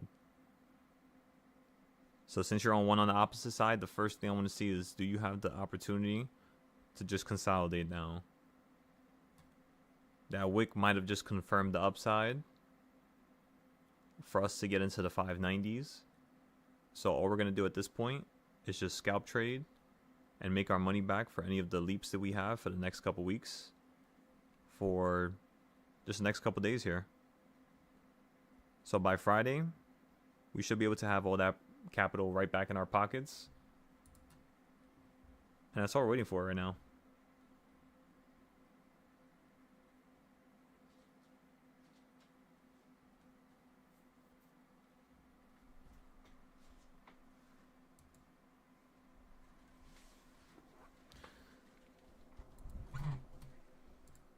We just need some consolidation, everybody. Yeah, that run up was really tiny. It was like a little flicker. Only those contracts went up that much.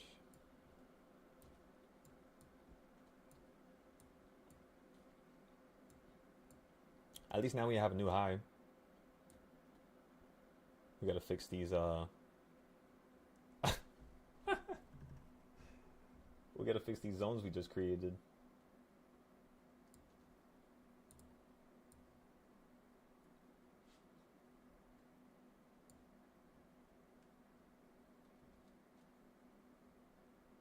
Could also use Friday, but then again we kind of have a chart like that.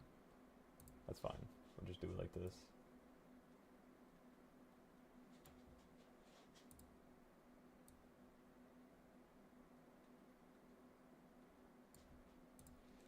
Alrighty, everybody. So we just fixed that already. Instant repair kit. We are gonna make a 1/8 area here though. Just snap it on top of this.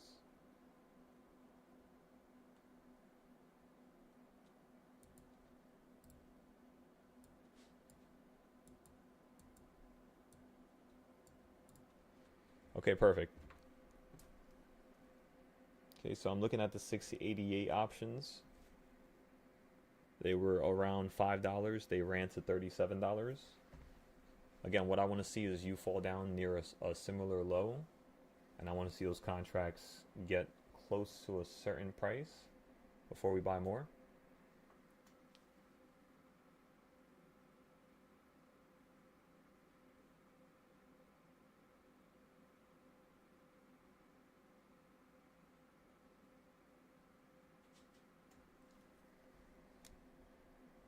By the way, that certain price is $4.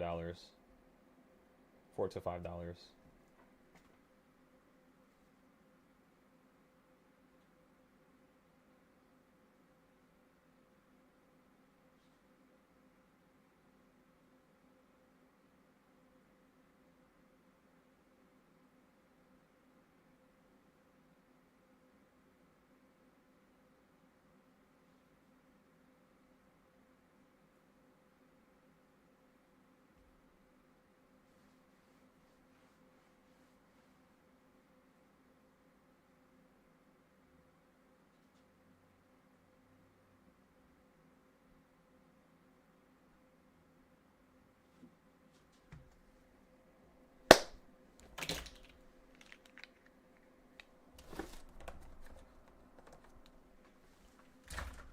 everybody. Let me grab some food before I forget.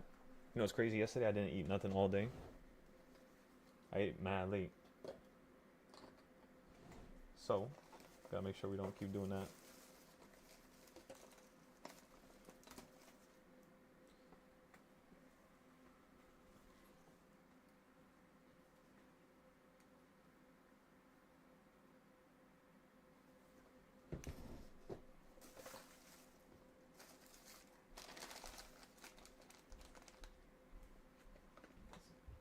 So much.